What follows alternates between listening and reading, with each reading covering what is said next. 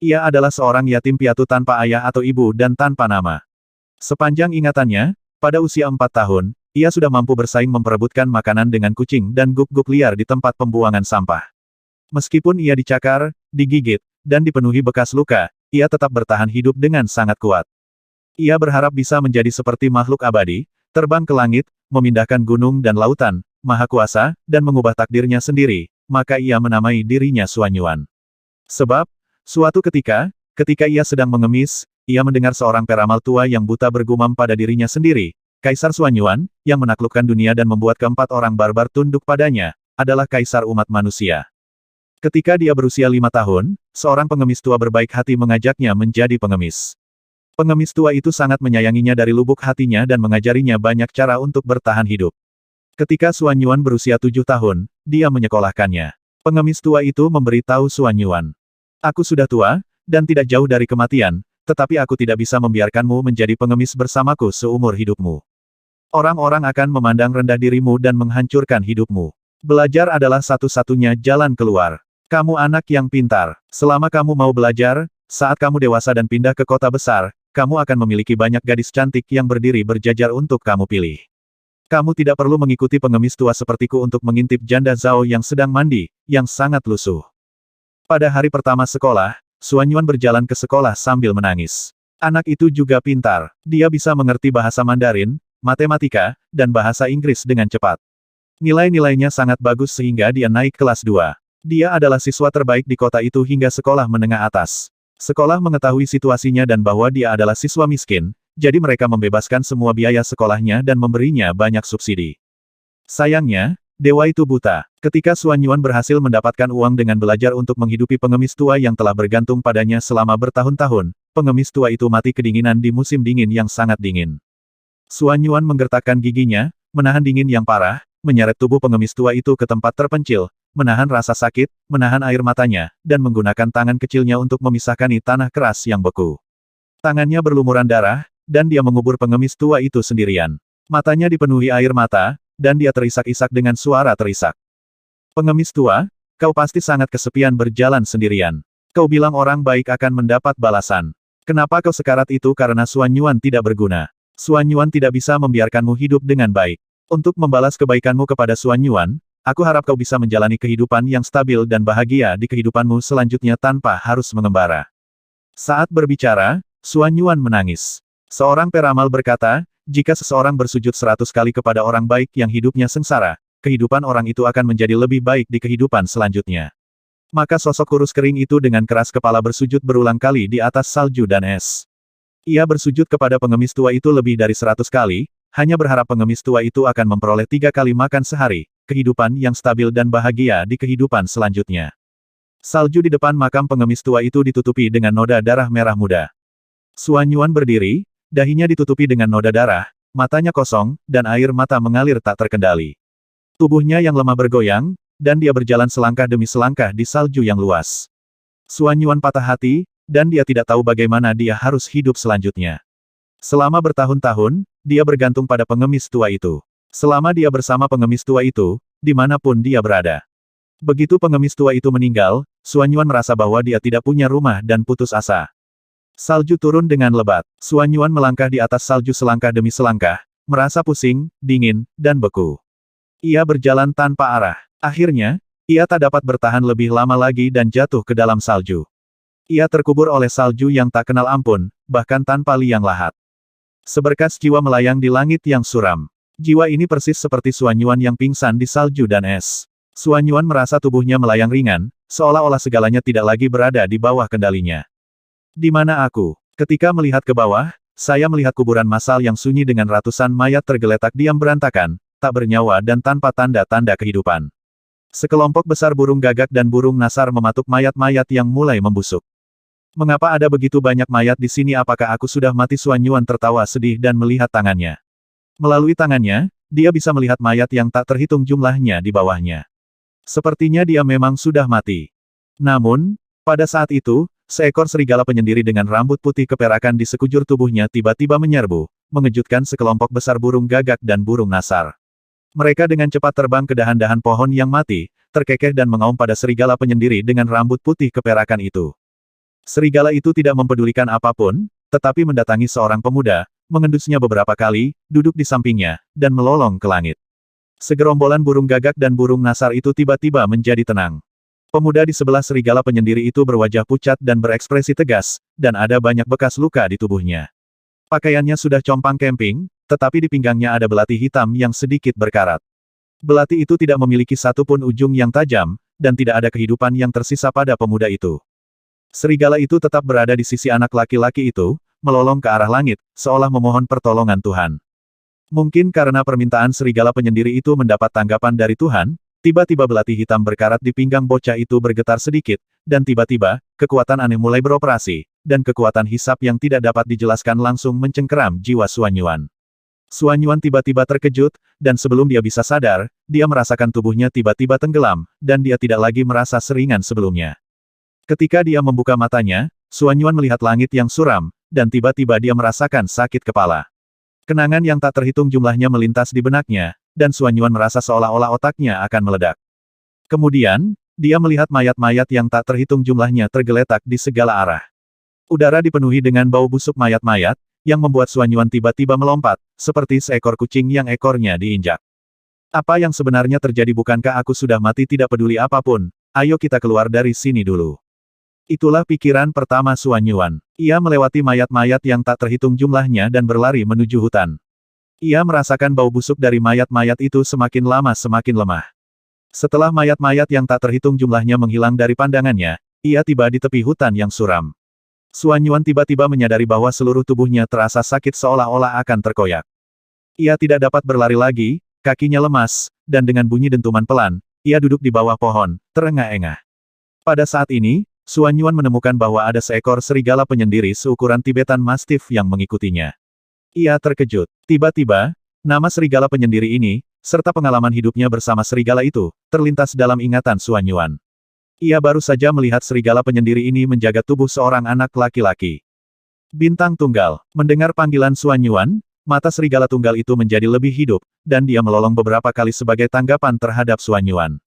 Xuan Yuan merasa suaranya menjadi tidak dikenal, dan ada banyak hal lagi dalam pikirannya yang bukan ingatannya, tetapi yang paling penting saat ini adalah mengisi perutnya. Guxing, aku lapar dan tidak bisa berjalan lagi. Tolong bantu aku mencari sesuatu untuk dimakan. Xuan Yuan berpegangan pada secercah harapan dan berkata dengan lemah, perutnya bekerja sama dengan mengeluarkan suara gemuruh. Guxing tampaknya memahami kata-kata Xuan Yuan dan segera berlari menuju hutan. Xuan Yuan terkejut dengan spiritualitas Guxing, tetapi itu sesuai dengan ingatannya yang tidak dapat dijelaskan. Xuan Yuan memutuskan untuk menjernihkan pikirannya sementara bintang tunggal itu mencari makanan untuknya. Mungkinkah aku baru saja merasuki tubuh bocah yang sudah mati ini dan terlahir kembali? Apa yang sebenarnya terjadi? Di belakangnya ada hutan dan di depannya ada kuburan massal.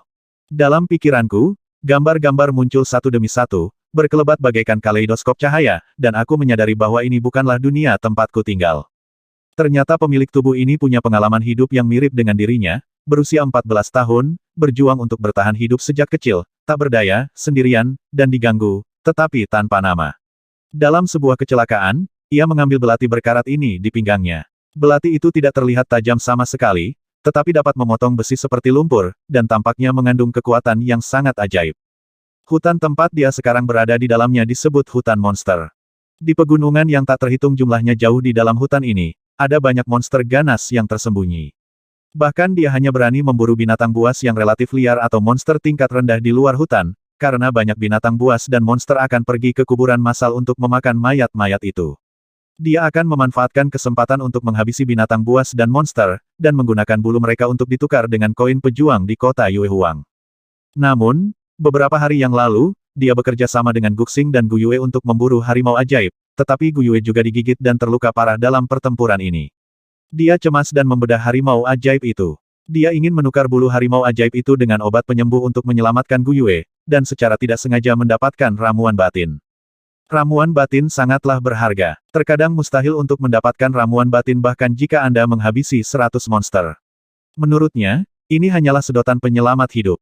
Terkejut, dia meminta Guxing untuk menjaga Gu Yue, dan dia bergegas ke kota Yuehuang sendirian untuk menjual ramuan batinnya sehingga dia bisa membeli obat yang lebih baik untuk menyelamatkan Gu Yue.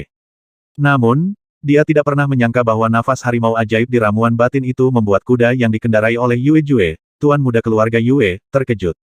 Yue Jue melihat bahwa kualitas ramuan batin harimau ajaib itu sangat bagus, jadi dia membiarkan budak jahat keluarga Yue memukulinya sampai mati dengan dalih bahwa dia telah menabrak keretanya. Bahkan ramuan batin harimau ajaib di tubuhnya direnggut oleh tuan muda keluarga Yue untuk dimainkan, dan hanya dengan satu kalimat, dia melemparkannya ke kuburan massal saat dia dalam keadaan linglung. Kau orang yang sangat berani dan hina, berani sekali kau menakut-nakuti BMW-ku. Jangan basmi dia, lukai saja dia dengan parah, lalu masukkan dia ke kuburan massal dan biarkan binatang buas itu memakannya hidup-hidup. Hanya dengan cara ini aku bisa meredakan kebencian di hatiku.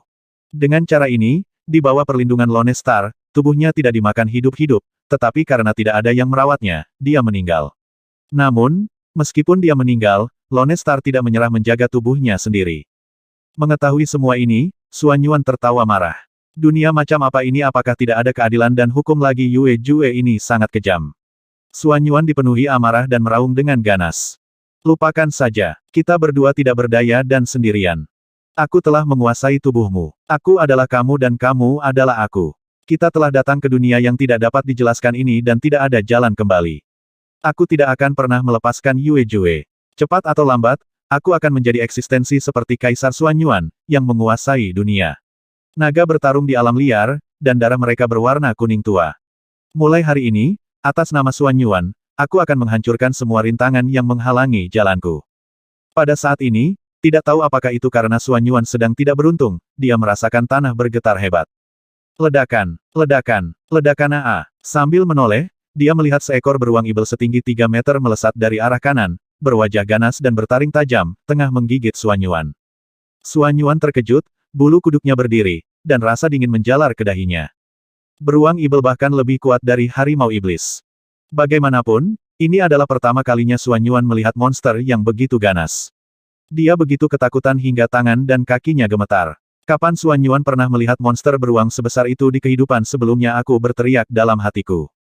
Akhirnya aku mendapat kesempatan untuk terlahir kembali. Apakah aku akan mati di sini jika bahkan seekor beruang ibel di depanku dapat menghabisiku? Aku masih layak disebut Xuan Yuan. Ayo bertarung. Pada saat hidup dan mati, darah di tubuh Xuan Yuan benar-benar terangsang.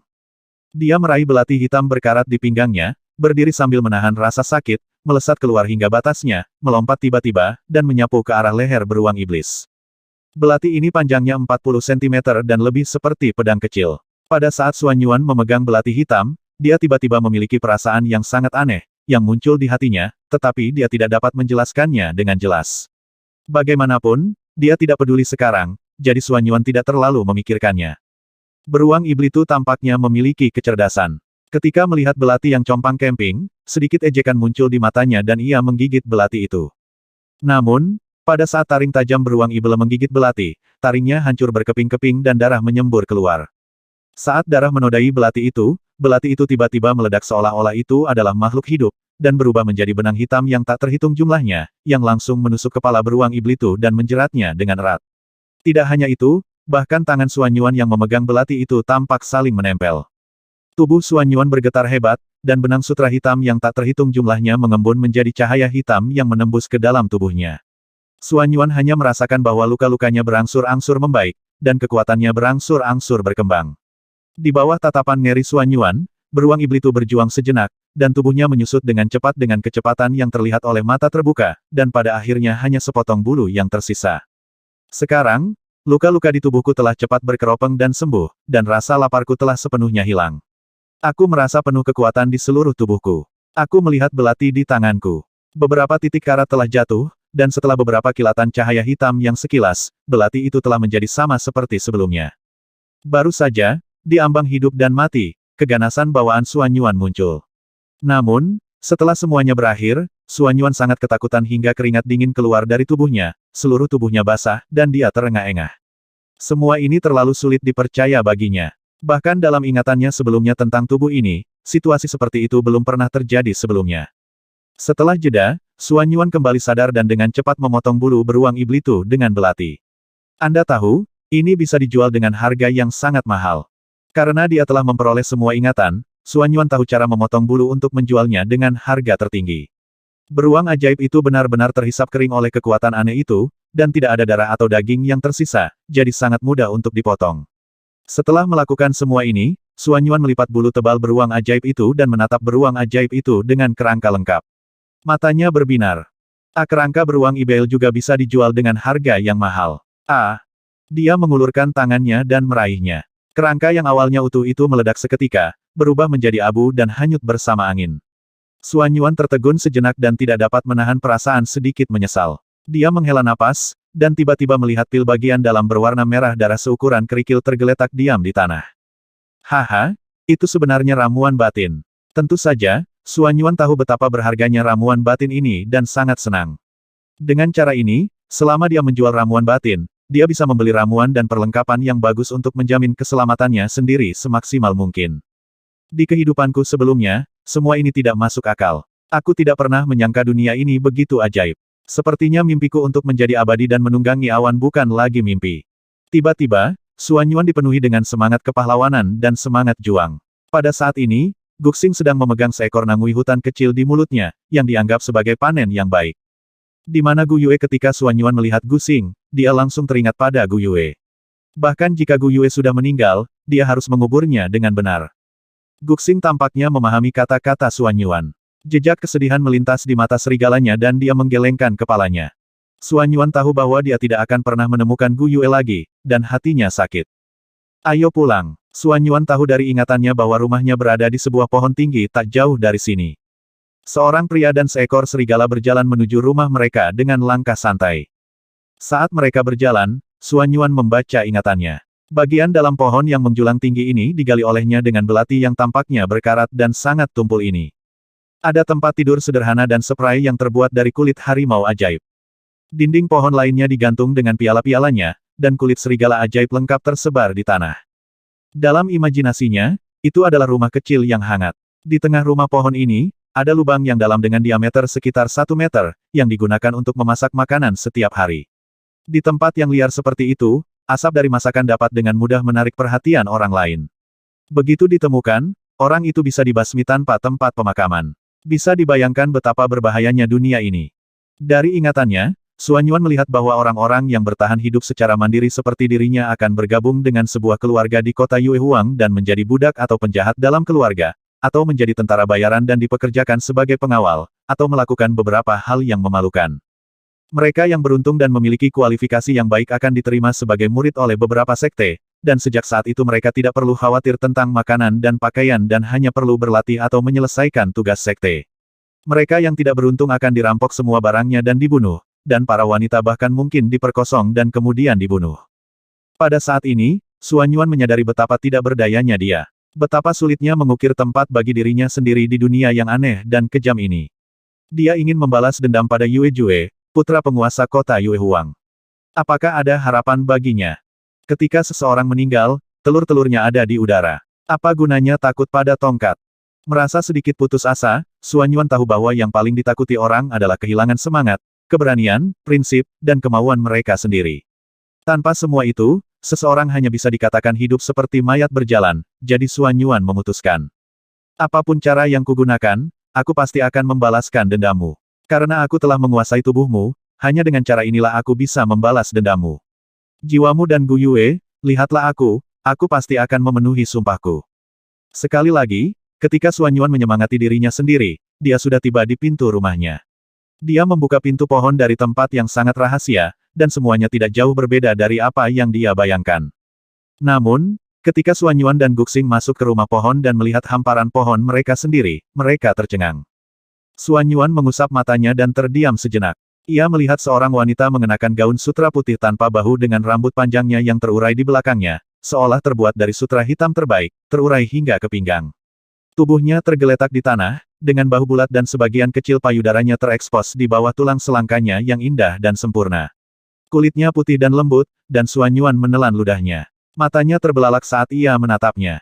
Sayang sekali kalau kamu tidak melihatnya. Aku belum pernah melihat wanita secantik itu seumur hidupku. Akan sangat beruntung jika bisa melihatnya sekali lagi. 1000 janda Zhao tidak secantik satu jarinya. Xuan Yuan yang sering digoda oleh pengemis tua yang bukan orang jahat tapi agak bernafsu mengintip janda Zhao yang sedang mandi, merasakan darahnya mendidih saat ini. Ekspresi wajah oval yang sempurna itu memberikan kesan tenang, dengan sedikit kesedihan. Setetes air kecil menetes di bulu matanya yang panjang. Ekspresinya yang tenang dan sedikit pipi kemerahan memberikan kesan damai yang tak terlukiskan di hati. Mungkin karena sesekali ia mengintip janda Zhao yang sedang mandi, Xuan Yuan memandangi wajahnya, payudaranya, tangannya yang tertata rapi, pinggangnya yang ramping, gaun seputih salju yang menutupi lututnya, memperlihatkan sepasang kakinya yang berkilauan seperti batu giok. Dari bentuk gaunnya, ia dapat membayangkan kaki wanita di depannya yang panjang dan lurus. Boom, boom, boom, Xuan Yuan merasakan jantungnya berdetak kencang. Meskipun dia tidak tahu siapa wanita di depannya, ini adalah rumahnya dan dia benar-benar tidur di tempat tidurnya. Itu sedikit keterlaluan. Bagaimanapun, itu keterlaluan. Xuan Yuan memberanikan diri dan berjalan selangkah demi selangkah di atas karpet yang ditutupi kulit serigala ajaib di tanah dengan sedikit gugup. Xuan Yuan meraung dalam hatinya, sambil meludahkan air liurnya. Bagaimana dengan pantatnya? Aku belum melihat pantatnya. Pengemis tua itu berkata bahwa pantatnya hanya akan terlihat bagus jika terlihat seperti bulan purnama pada tanggal 15. Semua sumpah serapah yang penuh semangat itu langsung dibuang oleh Xuan Yuan. Xuan Yuan menahan napas dan melangkah maju selangkah demi selangkah.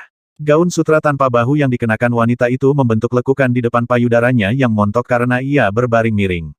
Gaun yang ketat di tubuhnya itu menonjolkan bokongnya yang sempurna. Saat ia mendekati wanita itu, Xuan Yuan mencium aroma tubuh alami yang terpancar darinya, yang menyegarkan dan membuatnya merasa rileks dan bahagia. Sempurna ini sempurna, syukurlah, kamu benar-benar cantik. Kamu memberiku wanita secantik itu tanpa alasan. Xuan Yuan sangat gembira. Ia mengulurkan tangannya dan mendorong lengan wanita itu. Ketika ia menyentuh lengan wanita itu, Xuan Yuan menangis lagi dan bersyukur kepada Tuhan. Betapapun bagusnya sentuhan, hanya bisa seperti ini. Ini sempurna, sangat halus. Menahan jiwanya yang bersemangat dan mendidih, Xuan Yuan terbatuk dan berkata pelan dengan nada yang agak tidak wajar. Gadis, bangun, gadis. Dalam suara seperti nyamuk ini, Xuan Yuan tidak bermaksud membangunkan wanita itu, tetapi dia tidak menyangka bahwa wanita itu benar-benar akan bangun. Matanya yang indah tiba-tiba terbuka, memberi orang perasaan hampa yang tak terlukiskan, seolah-olah dia adalah peri, penuh dengan pesona dan keinginan yang tak ada habisnya, tetapi ekspresi wanita itu dingin. Xuan Yuan hanya merasakan kilatan di depan matanya, dan dia bahkan tidak melihat gerakan wanita itu dengan jelas. Dia hanya merasakan sakit di dahinya, dan seluruh orang itu terbang keluar, mengambang dalam ekstasi, dan berguling 2 atau 3 kali. Xuan Yuan berguling dan berdiri, menutupi dahinya dengan satu tangan, menunjuk ke arah kecantikan yang dingin di depannya dengan tangan lainnya, dan meraung. Kamu menghabisi suamimu. Si cantik yang dingin itu menatap bocah konyol di depannya dan tersenyum manis. Senyum yang dapat memikat seluruh kota dan seluruh negara seperti ini. Xuan Yuan, yang awalnya sangat marah, tiba-tiba tertegun, dan semua amarahnya menghilang. Mengesampingkan penampilan wanita di depannya yang seperti peri, Xuan Yuan telah menjadi pengemis kecil selama bertahun-tahun, dan dia bisa merasakan kehangatan dan dinginnya sifat manusia, orang baik dan orang jahat. Setidaknya menurut pendapat Xuan Yuan, wanita di depannya bukanlah orang jahat, dan dapat dianggap sebagai orang baik. Senyuman wanita itu mempunyai kekuatan ajaib yang dapat menenangkan orang saat sedang marah. Temperamen wanita itu sangat menular, dan itu membuat Xuan Yuan, yang awalnya sedikit bingung dan tidak berdaya, merasakan kedamaian. Itu adalah perasaan yang tak terlukiskan, seolah-olah selama dia bisa bersama wanita ini, dia akan merasakan kehangatan rumah. Ini adalah perasaan yang diberikan wanita di depannya kepada Xuan Yuan. Pada saat yang sama, Xuan Yuan sangat terkejut dan sampai pada kesimpulan bahwa wanita ini dapat dengan mudah menghancurkannya sampai mati. Dia bahkan tidak melihat bagaimana wanita itu melakukannya. Siapa yang menghabisi suaminya? Wanita itu tersenyum, berterbuka kaki, sangat cantik, dan mendekati Xuan Yuan selangkah demi selangkah. Guxing juga menghalangi di depan Xuan Yuan saat ini, dan mengeluarkan suara peringatan, tetapi wanita itu mengabaikannya. Xuan Yuan menatap wanita jangkung di depannya, yang setidaknya lebih tinggi satu kepala darinya.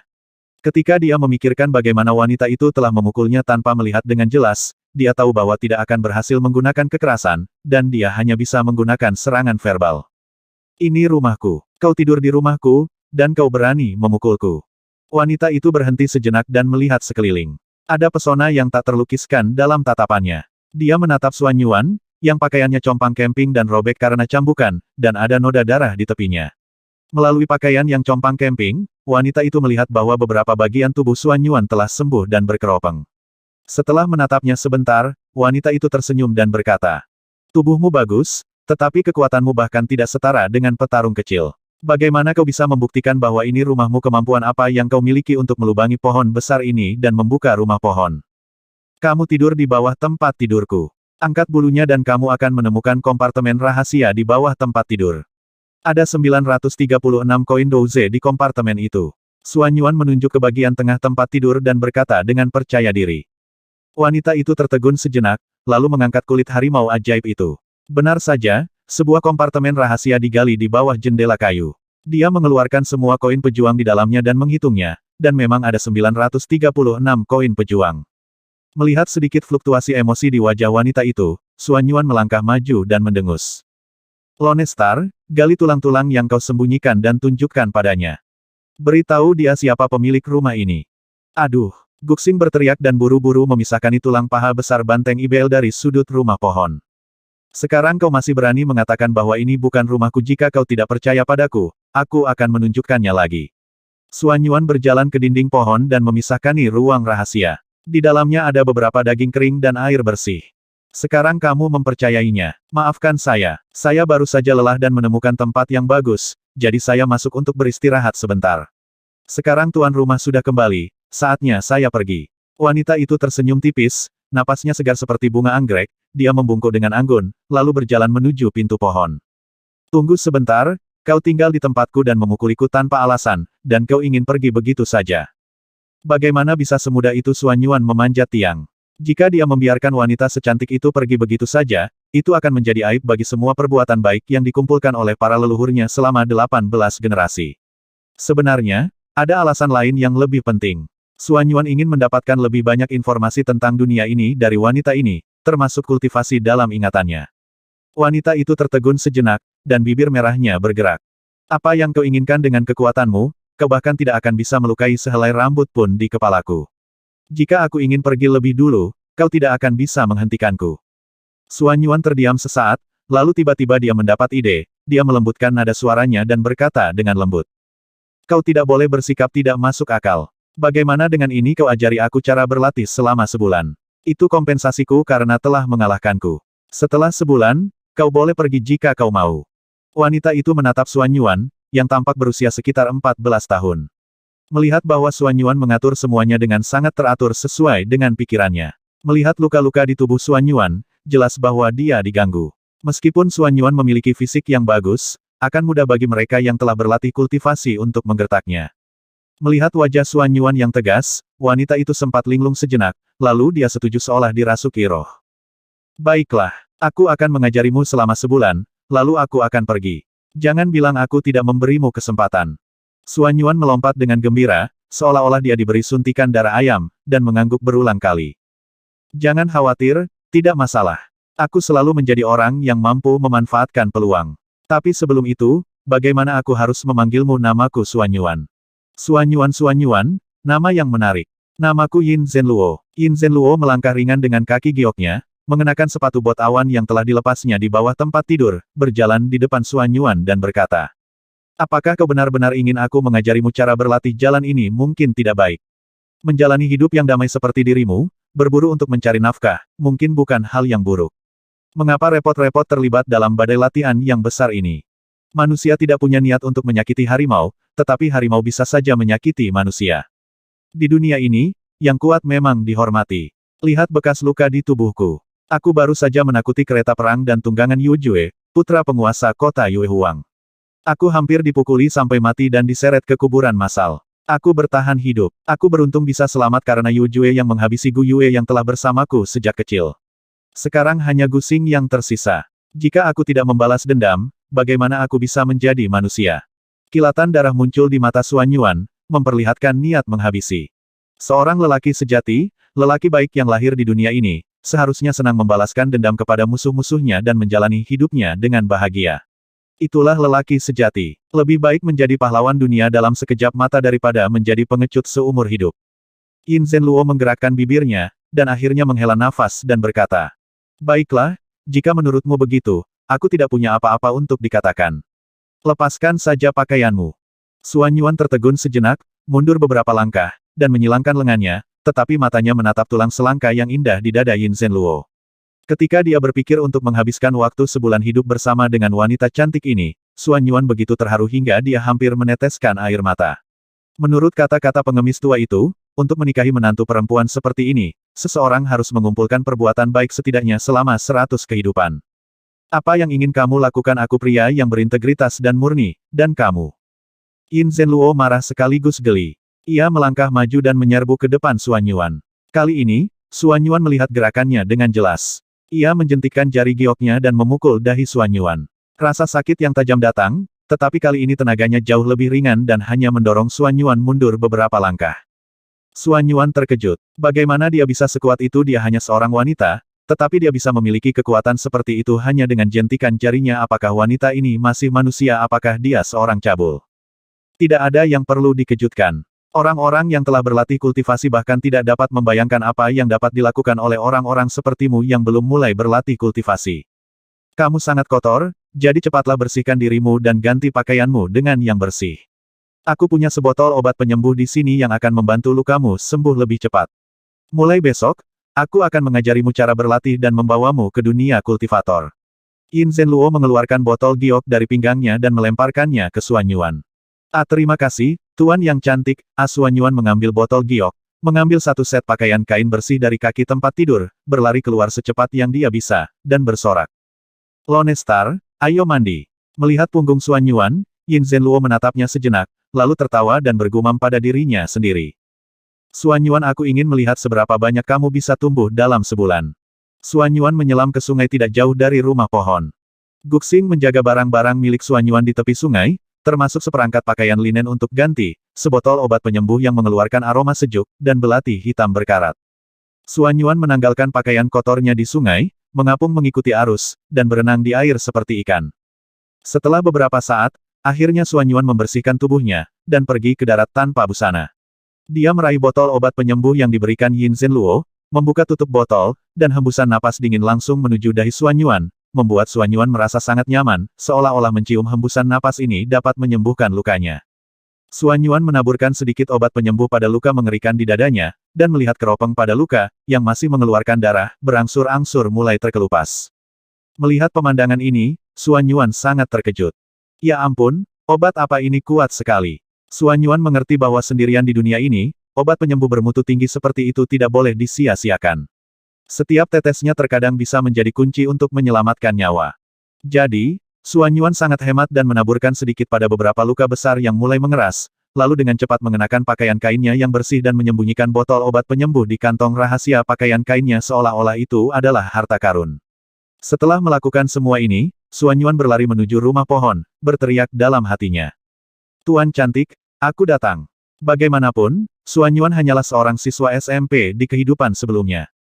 Meskipun ia telah menjadi pengemis sejak ia masih kecil dan telah melihat sifat manusia yang tidak menentu serta perubahan dunia, ia akan memiliki perasaan yang jelas tentang apakah seseorang itu baik atau buruk pada pandangan pertama.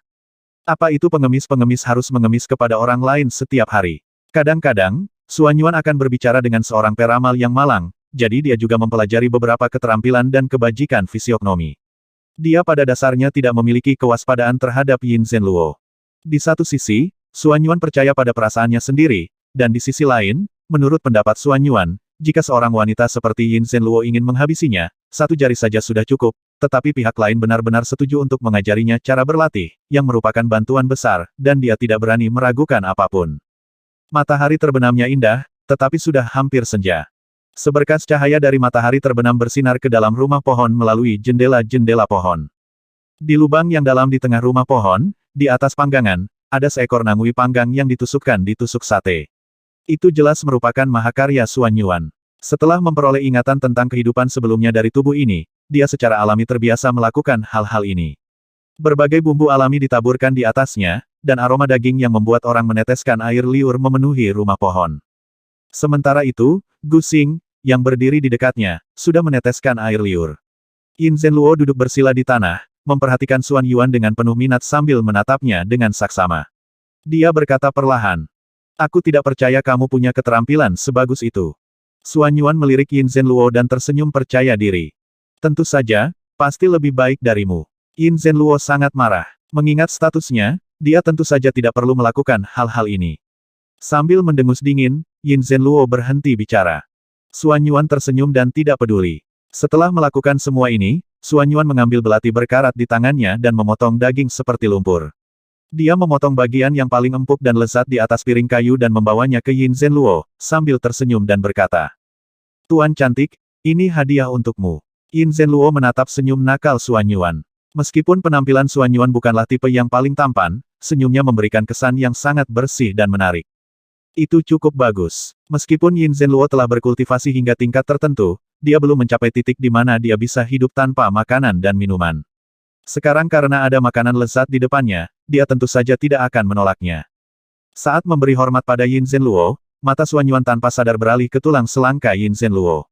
Jantungnya berdebar kencang. Suan Yuan menarik napas dalam-dalam, segera menenangkan pikirannya, segera mengalihkan pandangannya, dan memperkuat keyakinan batinnya. Suan Yuan, kalian harus menemukan istri seperti Tuan Yin Zhenluo di masa depan, jadi kalian harus bekerja keras untuk berlatih, jika tidak, akan memalukan jika kalian bahkan tidak bisa mengalahkan seorang wanita.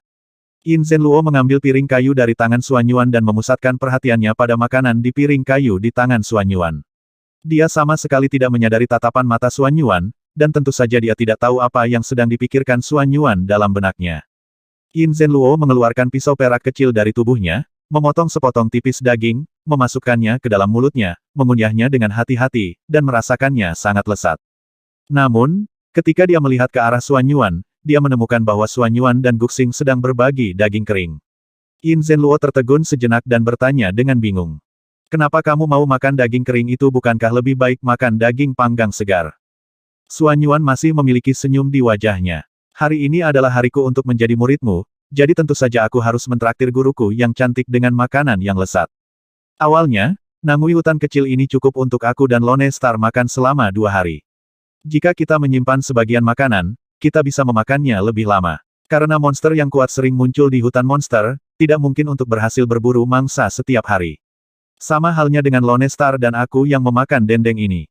Setelah mengatakan itu, Suan Yuan memecah dendeng keras di tangannya, membagi setengahnya dengan Guxing, dan mulai mengunyahnya. Melihat pemandangan ini, Yin Zhenluo tiba-tiba merasa sedikit getir. Latar belakang keluarganya lebih unggul, jadi Suan Yuan secara alami tidak sebaik dirinya. "Ah baiklah, Suan Yuan, di mana orang tuamu?" Ketika Suan Yuan mendengar kata-kata Yin Zhenluo, dia berhenti mengunyah daging keringnya, dan jejak kesepian melintas di matanya. Tidak peduli di kehidupan sebelumnya atau kehidupan ini, dia adalah seorang yatim piatu tanpa ayah atau ibu. Setelah berhenti sejenak, Suan Yuan berkata, "Aku yatim piatu, aku tidak punya orang tua, hanya Guxing dan Gu Yue. Namun, Gu Yue dibasmi oleh Yue Jue, putra penguasa kota Yue Huang, belum lama ini."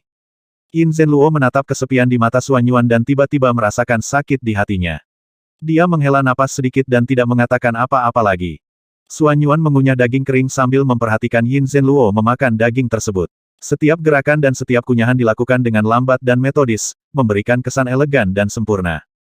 Tidak diketahui berapa lama waktu telah berlalu, tetapi langit telah menjadi gelap. Sinar bulan bersinar melalui jendela pohon ke bagian tengah rumah pohon. Yin Zhenluo duduk bersila dengan mata terpejam. Di bawah sinar bulan, dia tampak seperti peri Guanghan, terisolasi dan unik dari dunia. Suan Yuan menatapnya dengan linglung. Untuk sesaat, Suan Yuan tampak menikmati perasaan tenang ini. Jika saja momen ini bisa berlangsung selamanya, dia hanya bisa menonton dengan tenang. Yin Zhenluo membuka mata indahnya, menatap Suan Yuan yang tengah menatapnya dengan penuh cinta, lalu menunjuk nangui panggang di depannya dan berkata, "Kamu bisa membuatnya menjadi dendeng. Aku akan makan apapun yang kamu makan. Tidak perlu menyiapkan apapun secara khusus. Mulai besok, pelatihan akan dimulai."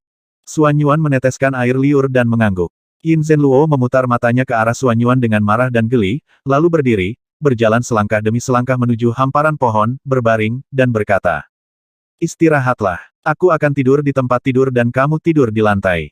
Suan Yuan menyeka air liurnya dan mengangguk buru-buru. "Itu tugasku. Sudah cukup, aku tidak perlu tidur di luar. Juga, karena kamu telah menerimaku sebagai gurumu, aku akan menetapkan aturan terlebih dahulu." Yin Zhenluo berbaring di ranjang kayu, bersandar di sisinya. Sepasang matanya yang besar dan cerah, menatap cahaya bulan, selembut air, yang membuat Suan Yuan kembali terbuai. "Mulai malam ini, kalian boleh menyerangku kapan saja dan dalam keadaan apapun. Jika serangan itu berhasil, kalian boleh melakukan apapun yang kalian mau." Senyum Yin Zhenluo seindah bunga, sangat indah. Ketika Suan Yuan mendengar ini, cahaya tajam melintas di matanya, tubuhnya bergetar seperti harimau, dan air liurnya mengalir. Dia menerkam langsung ke Yin Zhenluo seperti serigala yang lapar. Ini bukan serangan mendadak, ini jelas misi basmi diri. Yin Zhenluo mendesah pelan, menjentikkan jari-jari gioknya, dan embusan angin kencang menghantam dahi Xuan Yuan, menjatuhkan Xuan Yuan. Dia berguling-guling di tanah 3 atau 4 kali, tampak sangat malu. Gu Xing tidak lagi membentak Yin Zhenluo atau mengeluarkan suara mengancam seperti sebelumnya. Tampaknya ada sedikit rasa bangga di mata serigalanya. Xuan Yuan tidak mau menyerah, jadi malam itu, dia menyerang Yin Zhenluo sebanyak 17 kali. Setiap kali, dia bahkan tidak menyentuh rambut Yin Zhenluo, dan akhir hidupnya sangat mengerikan. Pagi itu indah. Di langit, matahari perlahan terbit dari timur, memancarkan sinar cahaya hangat yang bersinar melalui celah-celah pohon-pohon raksasa dan jatuh ke tanah. Dahi Xuan Yuan bengkak. Tadi malam, dia telah menyerang diam-diam Yin Zhenluo sebanyak 17 kali berturut-turut dan berakhir dengan kekalahan total. Yin Zhenluo memukul dahi Xuan Yuan setiap kali, sehingga kepala Xuan Yuan dipenuhi benjolan bengkak. Melihat wajah Xuan Yuan yang menyeringai, Yin Zhenluo merasa dalam suasana hati yang sangat baik. Dengan kedua tangannya di belakang punggungnya, bahunya yang bulat dan tulang selangka yang halus, dia membuat orang-orang merasa bahwa dia adalah karya seni yang paling indah di dunia. Dia berjalan perlahan beberapa langkah, rok putihnya terseret di tanah, seperti peri dalam lukisan. Pemandangan ini membuat Xuan Yuan terpesona lagi. Bintang yang kesepian berdiri di samping memiliki rambut perak yang memancarkan cahaya redup di bawah sinar matahari. Bintang yang kesepian itu membuka mulut serigalanya, memperlihatkan taringnya, menguap keras, dan memutar matanya ke arah Xuan Yuan, seolah-olah Xuan Yuan telah membuatnya tidak bisa tidur nyenyak tadi malam. Sebelum kita mulai berlatih, aku ingin bertanya kepadamu, bagaimana kamu memahami kata bertarung? Yin Zhenluo bertanya sambil tersenyum, sambil menatap Xuan Yuan yang masih menyimpan niat jahat dan matanya terus mengamatinya. Xuan Yuan kembali sadar dan berkata tanpa berpikir. Kata bertarunga berarti bertarung dengan orang lain, bertarung dengan bumi, bertarung dengan langit. Kegembiraannya tak ada habisnya. Mata indah Yin Zhenluo tiba-tiba bersinar dengan cahaya aneh. Dia tidak menyangka Xuan Yuan akan memberikan jawaban seperti itu. Dia sedikit terkejut, tetapi juga sedikit senang. Mungkin murid pertama yang akan dia terima adalah seorang jenius dalam kultivasi. Selama dia mengandalkan kemauan ini, dia akan mencapai hasil 2 kali lipat dengan setengah usaha dalam kultivasi. Bagus, bagus. Bertengkar dengan orang, bertengkar dengan bumi, bertengkar dengan langit, kesenangannya tak ada habisnya. Sepertinya kamu memang cocok untuk jalur kultivasi. Jika kamu seperti orang biasa, bekerja dari matahari terbit hingga terbenam, hanya untuk makan 3 kali sehari, bekerja keras sepanjang hidup, tanpa istirahat, dan ketika kamu meninggal di usia tua, kamu tidak akan menjadi apa-apa selain segenggam tanah kuning dan sedikit air mata, sungguh disayangkan. Kata-kata Yin Zhenluo selembut air, yang membuat Xuan Yuan sangat menikmatinya. Tetapi ketika dia mendengar ini, Xuan Yuan berkata dengan ringan. Jika aku jadi dia, mungkin aku akan berakhir berbaring di hutan belantara, memberi makan binatang buas. Aku khawatir tidak ada yang akan meneteskan air mata untukku. Jadi, kamu hanya bisa berlatih dengan sepenuh hati dan jangan mengecewakanku. Ada denyutan yang tak dapat dijelaskan di mata Yin Zhenluo, dan rambut giok hitamnya yang panjang berkibar tertiup angin, dengan aura yang tak terlukiskan. Tangan giok Yin Zhenluo tiba-tiba bergetar, dan suara angin kencang meledak, yang membuat Xuan Yuan takut. Kekuatan orang biasa paling-paling hanya kekuatan seekor lembu, yang sudah sangat berharga. Itu dapat dianggap sebagai kekuatan ilahi yang alami. Alam pertama dari cara bertarung adalah petarung. Jika Anda melatih alam petarung hingga alam puncak, Anda dapat meningkatkan kekuatan Anda hingga kekuatan 9 lembu. Mendengar Yin Zhenluo mulai berbicara tentang kultivasi, Xuan Yuan berhenti bersikap konyol dan mendengarkan dengan penuh perhatian, dan bertanya dengan cepat. Lalu, alam apakah yang ada setelah melampaui kekuatan 9 ekor lembu? Itulah seorang petarung. Jangan bercita-cita terlalu tinggi. Tidak mudah bagi orang biasa untuk berkultivasi ke alam petarung. Di alam ini, Anda harus menyempurnakan kulit Anda. Ada pori-pori di kulit. Orang yang tidak berlatih memiliki pori-pori yang tersumbat, dan sulit bagi mereka untuk menyerap energi spiritual antara langit dan bumi ke dalam tubuh mereka. Ketika mereka bertambah tua dan tahun-tahun terbaik mereka telah berakhir, mereka secara bertahap akan menua dan kehilangan vitalitas mereka. Jika Anda berkultivasi ke alam petarung, Anda dapat menunda penuaan, memperkuat tubuh Anda, dan memperpanjang hidup Anda. Yin Zhenluo tahu bahwa Xuan Yuan sangat bingung tentang cara kultivasi, jadi dia menjelaskannya dengan sangat rinci. Xuan Yuan memiliki kemampuan pemahaman yang baik dan langsung memahaminya setelah mendengarnya. Yin Zhenluo kemudian melanjutkan. Hanya ketika kulit di sekujur tubuhmu telah disempurnakan menjadi transparan dan dapat menyerap energi spiritual langit dan bumi, barulah kau dapat memasuki alam petarung dan memadatkan semangat bertarung. Namun, jika kau ingin berlatih, kau harus memiliki kekuatan supernatural. Sekarang aku akan mewariskan kepadamu seni pemurnian sisik naga langit milik keluarga Yinku. Lihatlah baik-baik dan lihat seberapa banyak yang dapat kau pahami. Setelah berkata demikian, Yin Zhenluo mengeluarkan sepotong sisik naga yang sangat keras, berwarna keemasan dan dipenuhi dengan tulisan tangan kecil yang padat. Setelah Xuan Yuan mengambil timbangan naga emas dan membaca isinya, dia mulai mengoperasikannya. Tiba-tiba, dia merasa seolah-olah ada napas antara langit dan bumi yang menembus kulitnya, dan dia merasakan sedikit sensasi kesemutan. Yin Zhenluo tidak menyangka kemampuan pemahaman Xuan Yuan begitu baik. Dalam waktu kurang dari 1 jam, ia mampu menggunakan seni pemurnian sisik naga untuk berkomunikasi dengan energi spiritual antara langit dan bumi dan memengaruhi pori-pori di kulitnya. Tuanku yang cantik, aku sudah bisa merasakannya. Seluruh tubuhku terasa geli dan mati rasa. Apakah ini benar? Xuan Yuan merasa itu sangat ajaib dan berkata dengan gembira. Ya, begitulah perasaannya. Karena kamu adalah murid pertamaku, aku tidak bisa memperlakukanmu dengan tidak adil. Bubuk sisik naga ini sangat langka. Taburkan bubuk sisik naga ini ke tubuhmu, itu dapat membantumu membersihkan kotoran di pori-porimu sesegera mungkin, dan itu juga dapat meninggalkan jejak aroma sisik naga di kulitmu. Yin Zhenluo mengeluarkan botol giok dan melemparkannya ke Xuan Yuan. Xuan Yuan mengambil botol giok dan mengembalikan sisik naga emas itu kepada Yin Zhenluo. Yin Zhenluo hanya menggelengkan kepalanya dan berkata, "Lupakan saja, anggap saja ini sebagai hadiah dariku. Ini tidak terlalu berguna bagiku.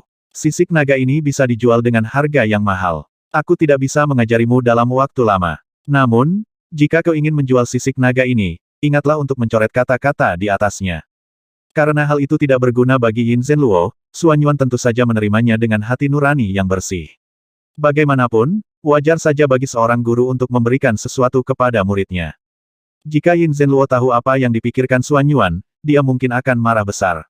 Meskipun seni pemurnian sisik naga langit pada sisik naga ini tidak lagi berguna baginya, kemampuan perlindungan sisik naga ini masih sangat bagus. Senjata biasa tidak dapat menghancurkan pertahanannya sama sekali, dan itu sangat berharga. Xuan Yuan memasukkan sisik naga itu ke dadanya dengan sangat berharga, lalu dia meraih botol giok yang berisi bubuk sisik naga dan berkata dengan senyum eski dan eski. "Master Beauty, bisakah Anda membantu saya mengaplikasikannya?" Yin Zhenluo memutar matanya dan sama sekali tidak ingin memperhatikan Xuan Yuan. "Anda ingin? Silakan terapkan sendiri." Xuan Yuan mengangguk, sama sekali tidak peduli. Dia segera menanggalkan pakaiannya di depan Yin Zhenluo, meninggalkannya terbuka. Yin Zhenluo terpaksa memalingkan kepalanya, dengan tubuhnya setengah menoleh ke samping. Hanya sedikit rona merah muncul di wajah cantiknya. Bagaimanapun, Yin Zhenluo hanya 2 tahun lebih tua dari Xuan Yuan. Menatap gaun sutra putih Yin Zhenluo yang terbuka di bahunya, yang membuat lehernya tampak jenjang dan anggun, dan sosoknya yang sangat anggun, membuat orang-orang tak henti-hentinya melamun. Xuan Yuan menelan ludahnya dan berkata, "Haruskah saya mengoleskan ini ke seluruh bagian tubuh saya?" Tentu saja." Yin Zhenluo sangat marah dan berkata kepada Xuan Yuan dalam hatinya, orang ini benar-benar tidak tahu malu." Xuan Yuan terbuka, dan menaburkan bubuk sisik naga di botol giok di tangannya. Dia merasakan kesejukan di telapak tangannya, yang sangat nyaman. Dia begitu nyaman sehingga dia bersenandung dan mengerang. "Wahahawahawaha.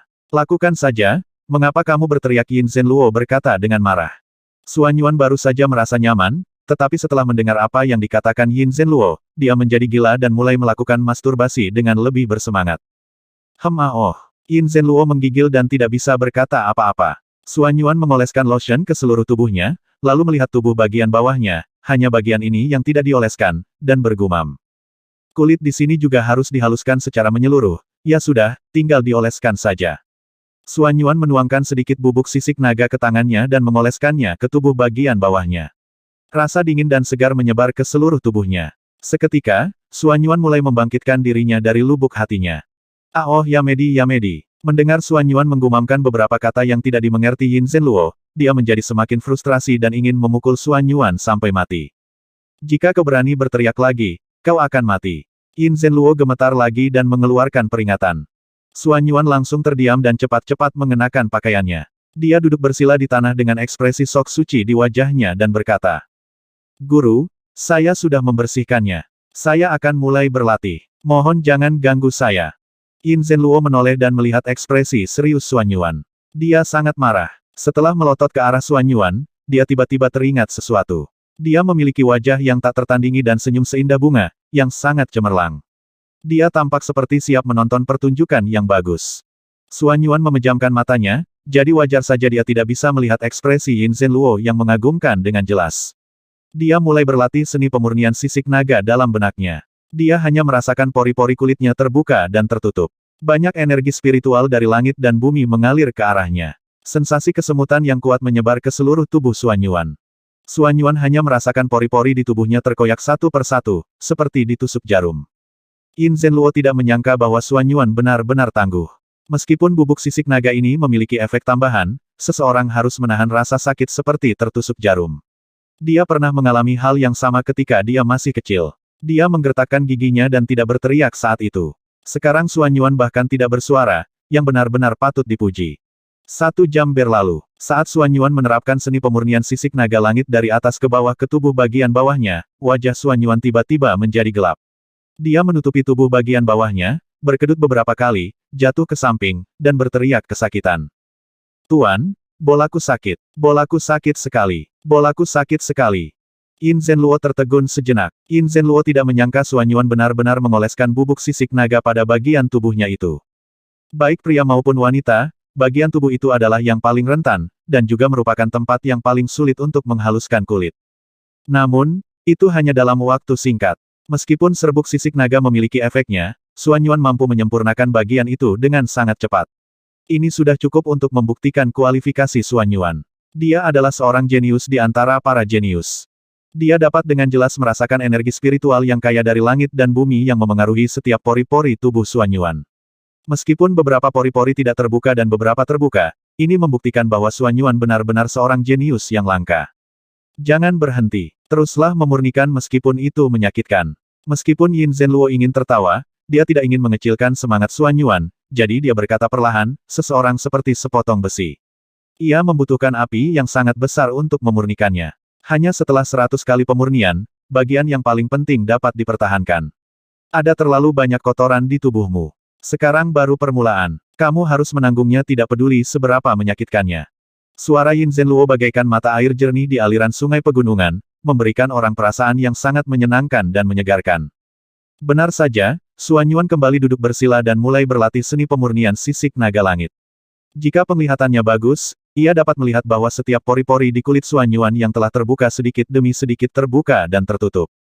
Xuan Yuan merasakan sakit yang tak terlukiskan di seluruh tubuhnya, terutama di bagian buah zakarnya, tetapi dia juga bisa merasakan kenyamanan yang tak terlukiskan di tubuhnya, campuran antara kenyamanan dan rasa sakit, kenyamanan dan rasa sakit dan kenyamanan. Yin Zhenluo melihat pori-pori di permukaan kulit Xuan Yuan, yang memuntahkan kotoran merah tua sedikit demi sedikit. Kotoran itu sangat berminyak dan keruh. Kotoran itu telah mengendap di kulit, dan merupakan penyebab yang menghalangi komunikasi antara tubuh manusia dan energi spiritual langit dan bumi. Pada saat ini, kotoran itu dimuntahkan setetes demi setetes. Ini adalah kekuatan seni memurnikan sisik naga langit. Seekor naga memiliki sisik terbalik, dan jika disentuh, ia akan mati. Xuan Yuan sekarang seperti seekor naga kecil, dan sisik-sisik di tubuhnya membuka dan menutup, berlatih. Tanpa disadari, sehari telah berlalu. Saat ini, seluruh tubuh Xuan Yuan sangat bau dan berminyak, seolah-olah dia tidak mandi selama beberapa tahun. Bau yang keluar dari tubuhnya membuat mual, namun, Yin Zhenluo sangat bersemangat dan buru-buru berkata. Bagus sekali, cukup sekian untuk hari ini. Cepatlah bersihkan kotoran dan debu di tubuhmu. Serbuk sisik naga sudah meresap ke dalam kulitmu. Aku tidak menyangka kau bisa menyelesaikan seni pemurnian sisik naga surgawi hanya dalam 1 hari dan masih bisa bertahan. Bagus sekali. Xuan Yuan juga dapat merasakan dengan jelas bahwa setelah ia menguasai seni pemurnian sisik naga langit dengan sempurna, seluruh tubuhnya penuh dengan kekuatan dan vitalitas, tanpa sedikit pun rasa lelah, dan kekuatannya meningkat pesat. Ia tidak ragu bahwa ia dapat mengangkat seekor sapi saat ini. Haha, bagus. Xuan Yuan melompat dan berlari ke arah sungai. Dia terjun ke sungai. Air yang menyerap Xuan Yuan berwarna merah tua dan hitam. Sebagian besar lemak tersapu bersih. Xuan Yuan berenang melawan arus yang deras. Seluruh tubuh dan pikirannya dipenuhi dengan kekuatan yang dahsyat. Yin Zhenluo menatap Xuan Yuan dan merasa sangat lega. Saya berharap dapat mengajarinya lebih banyak di bulan ini. Hanya dalam 1 hari, dengan bantuan serbuk sisik naga, ia memiliki kekuatan 2 ekor banteng dengan seni pemurnian sisik naga surgawi. Ia benar-benar seorang jenius. Pada hari pertama, Xuan Yuan berlatih seni memurnikan sisik naga langit hingga sempurna. Pada hari kedua, Xuan Yuan langsung berlatih seni pemurnian sisik naga surgawi hingga sempurna 2 kali. Pada hari ketiga, dia langsung melakukan 3 penyempurnaan besar, dan kekuatannya meningkat dari kekuatan 2 ekor sapi jantan menjadi kekuatan 5 ekor sapi jantan, yang membuat Yin Zhenluo sangat bersemangat. Mungkin dia benar-benar dapat melatih murid yang sangat baik. Xuan Yuan Long Jinghu melancarkan beberapa pukulan dengan ganas, dengan kekuatan yang besar. Pada saat ini, pori-pori di tubuhnya sedikit terbuka dan tertutup, menghirup dan mengembuskan energi spiritual langit dan bumi, membersihkan sebagian kulit yang belum dimurnikan menjadi transparan. Dalam beberapa hari terakhir, kotoran pada pori-pori kulit semakin berkurang, tetapi bukan berarti tidak ada sama sekali. Xuan Yuan tahu bahwa ini baru permulaan. Ketika dia dapat berlatih seni pemurnian sisik naga langit 18 kali sehari, kulitnya akan dimurnikan menjadi transparan dan dia dapat melangkah ke ranah seorang petarung. Tuan yang cantik, kami sudah menghabiskan semua makanan hari ini. Saya akan pergi berburu. Setelah 3 hari berlatih, fisik Xuan Yuan telah berubah drastis. Kekuatannya meningkat pesat, dan kebutuhannya akan makanan pun meningkat. Yin Zhenluo tidak makan banyak, tetapi Xuan Yuan makan banyak dan segera menghabiskan makanan yang disimpannya. Yin Zhenluo mengangguk dan tersenyum. Teruskan. Xuan Yuan lalu berlari keluar bersama Guxing. Setiap langkah yang mereka ambil adalah 3 meter. Mereka berlari sangat cepat. Keduanya berlari menuju ke arah hutan Warcraft. Arah kuburan massal. 2 pria dengan seringai di wajah mereka, mengenakan jubah pelatihan yang terbuat dari kain halus, kini menyeret mayat laki-laki yang kedinginan dengan salah satu kaki mereka menuju kuburan massal. Kedua pria ini adalah budak jahat keluarga Yue. Aku bertanya-tanya berapa banyak nyawa warga sipil yang telah mereka renggut. Bocah ini benar-benar lelah hidup. Merupakan berkah yang telah dikumpulkannya selama ratusan kehidupan bahwa Tuan Muda Yue Jue menyukai adiknya. Namun dia benar-benar berani datang ke rumah Yue kita dan memintanya. Dia hanya mencari kematian. Salah satu budak jahat, Qian Yonglai, tertawa mengejek dan menendang mayat itu 2 kali. Ahehe, Tuan Yue Jue sangat penyayang. Dia hanya meminta kita untuk mematahkan anggota tubuhnya. Namun, baru-baru ini aku telah meningkatkan kekuatanku menjadi 4 ekor banteng, dan aku tidak peduli dengan beratnya pukulanku. Aku langsung menghabisinya. Aku tidak menyangka bahwa Tuan Yue Jue akan menghadiahiku 10 koin pejuang, yang setara dengan 100 koin pejuang. Aku akan mentraktirmu minum bersama nanti. Budak jahat bernama Qian Yongfu tertawa terbahak-bahak. Sementara mereka mengobrol dan tertawa, mereka sudah berjalan ke kuburan massal, membuang mayatnya, bertepuk tangan, dan bersiap untuk pergi. Pada saat ini, Xuan Yuan sudah mendengar percakapan antara kedua orang itu. Sejak dia mulai berlatih, kelima indera Xuan Yuan menjadi sangat sensitif, dan penglihatannya dapat melihat sejauh 50 meter, dan itu sangat jelas. Qian Yonglai dan Qian Yongfu, 2 budak jahat, adalah pelayan di samping Yue Jue, dan merekalah yang memukulinya hari itu. Xuan Yuan tidak menyangka bahwa kedua orang ini telah melakukan begitu banyak kejahatan dan bahkan menghabisi orang yang tidak bersalah. Dia marah sesaat, tetapi dia segera tenang. Menghadapi seorang pria dengan kekuatan 4 ekor sapi jantan dan seorang pria dengan kekuatan 3 ekor sapi jantan, dia mungkin akan tersungkur jika dia tidak berhati-hati. Bagaimanapun, dia tidak memiliki pengalaman praktis. Meskipun dia bisa berburu, kebijaksanaan monster jelas jauh lebih buruk daripada manusia, dan mereka tidak dapat dibandingkan. Tiba-tiba, Xuan Yuan punya ide. Dia membawa Guxing dan berjalan terlatih-tatih hingga jaraknya 10 meter dari Qian Yonglai dan Qian Yongfu, lalu dia tiba-tiba berhenti. Ketika Qian Yonglai dan Qian Yongfu melihat Xuan Yuan, mereka menunjukkan ekspresi terkejut di wajah mereka, dan dalam sekejap mata, mereka menjadi sangat ganas. Qian Yonglai tertawa aneh dan berkata, "Bukankah ini anak yang dipukuli hingga setengah mati beberapa hari yang lalu? Aku tidak menyangka dia begitu tangguh dan belum mati. Sepertinya serigala di sebelahnya tidak jahat, basmi saja dia dan panggang daging serigalanya nanti. Jika aku menghabisinya, aku takut aku bisa mendapatkan hadiah dari Tuan Yue Jue lagi." Kau benar, bulu serigala ini sangat bagus. Aku akan mengulitinya hidup-hidup dan memberikannya kepada Tuan Yue Jue. Dia pasti akan sangat senang. Qian Yongfu melangkah maju dan berjalan ke arah Xuan Yuan, dengan sangat arogan, karena dia sudah memiliki kekuatan 4 ekor banteng. Belum lagi luka Xuan Yuan belum sembuh saat ini, bahkan jika Xuan Yuan masih utuh, dia memiliki kemampuan untuk mengejar Xuan Yuan dan menghabisinya. Xuan Yuan melihat 2 budak jahat itu berjalan ke arahnya selangkah demi selangkah, seperti seekor kelinci putih kecil yang melihat 2 serigala besar yang jahat, terlatih-tatih mundur, ketakutan, dan berteriak. "Kenapa kau kesini lagi? Kau hampir memukulku sampai mati, tidak bisakah kau membiarkanku pergi?" "Hahaha, Tampaknya kau sudah ketakutan setengah mati. Bukankah kau masih sangat tangguh beberapa hari yang lalu? Baiklah, aku bisa melepaskanmu. Perlihatkan saja serigala di sebelahmu itu kepada kami. Jika suasana hatiku sedang baik, aku mungkin akan melepaskanmu. Qian Yonglai tertawa terbahak-bahak, merasa sangat bangga. Membiarkanmu pergi orang rendahan sepertimu, yang menabrak kereta Tuan Yue Jue dan bahkan berani menghina Tuan Yue Jue, pantas mati 10.000 kali. Bukan hanya kau yang akan mati, tetapi serigala di sampingmu juga akan mati, dan seluruh keluargamu akan mati. Qian Yongfu begitu agresif sehingga Qian Yonglai tidak bisa menahan diri untuk tidak menunjukkan ekspresi garang di wajahnya. Guxing, larilah. Suan Yuan menangis terseduh-seduh, berbalik dan berlari, terlatih-tatih tetapi berlari dengan sangat sopan. Qian Yonglai dan Qian Yongfu saling tersenyum dan melangkah untuk mengejarnya. Wah, aku tidak akan membiarkanmu mati semudah itu. Kali ini aku akan mematahkan anggota tubuhmu sepenuhnya dan membiarkanmu memberi makan monster di kuburan massal. Qian Yongfu sangat kuat dan cepat secara alami. Dia mengejar Suan Yuan dan meninju punggungnya. Suan Yuan merasakan sensasi kesemutan di punggungnya dan dia segera mengerti bahwa ini adalah persepsi sensitif yang sangat misterius dalam seni pemurnian sisik naga.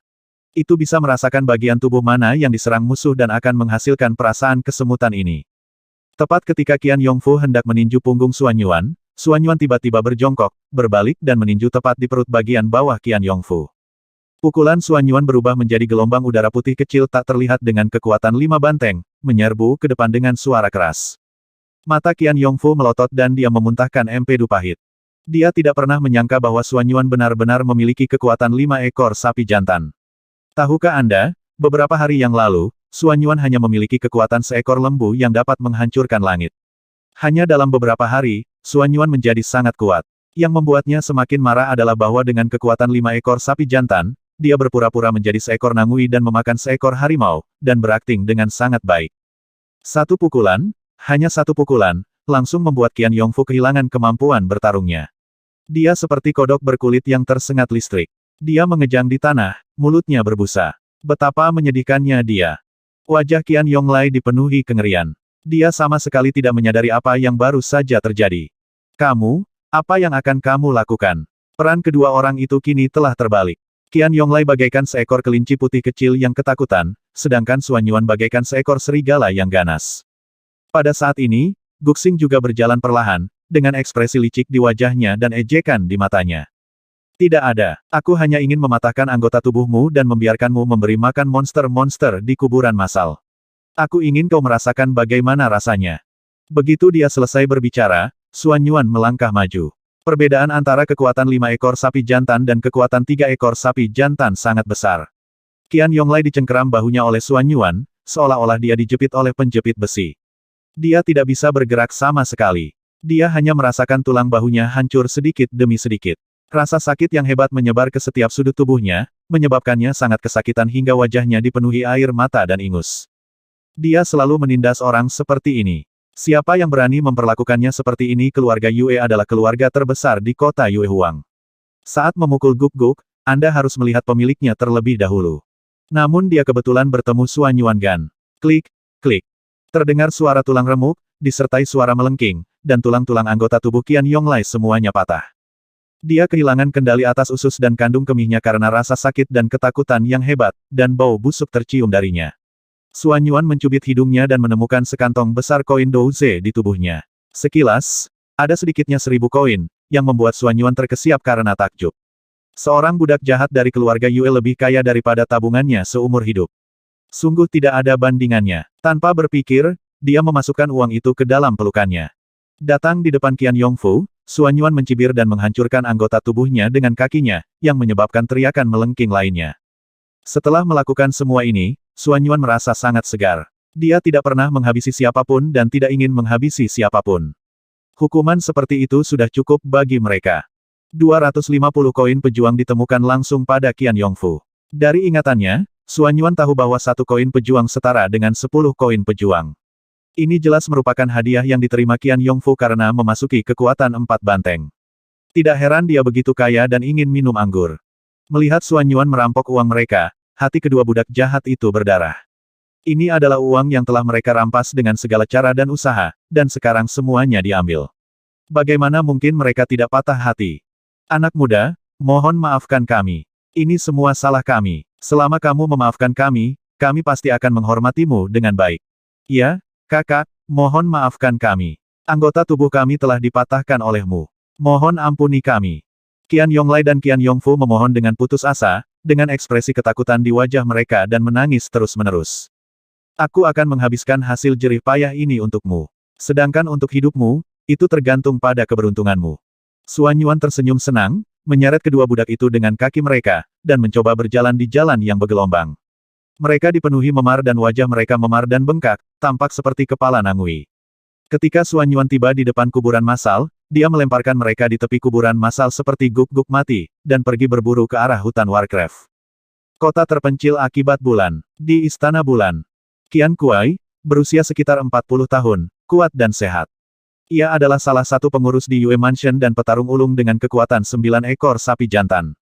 Banyak budak jahat yang dilatih dan dididik olehnya. Qian Yonglai dan Qian Yongfu memiliki bakat yang baik dan diadopsi sebagai putranya dan mengambil nama keluarganya. Kedua anak angkatnya ini sangat berbakti kepadanya setiap hari, jadi dia sangat memanjakan mereka dan mengatur agar mereka tinggal di samping Tuan Yue Jue yang tidak patuh hukum. Pada saat ini, langit berangsur-angsur menjadi gelap, yang membuatnya merasa sangat tidak sabar. Seseorang, pergilah ke kuburan massal dan lihatlah. Yonglai dan Yongfu baru saja membantu Tuan Yue Jue menangani mayat. Mengapa mereka kembali begitu terlambat? Apakah mereka tidak menginginkan gaji bulan ini? Sepertinya aku harus memberi mereka pelajaran, kalau tidak mereka akan mengikuti Tuan Yue Jue dan melupakan martabat ayah angkatku. Baik, Butler Qian. Seorang bawahan yang telah lama mengikuti Qian Kuai, bernama Qian Yong, seorang petarung dengan kekuatan 6 ekor banteng, menjawab dan segera pergi. Setelah gelap, Qian Yong membawa Qian Yonglai dan Qian Yongfu kembali ke aula pengurus rumah di Yue Mansion. Qian Yonglai dan Qian Yongfu tampak ketakutan dan anggota badan mereka terpelintir. Mereka melihat Qian Kuai seolah-olah mereka telah melihat penyelamat mereka. Ayah Baptis, selamatkan aku. Ayah Baptis, selamatkan aku.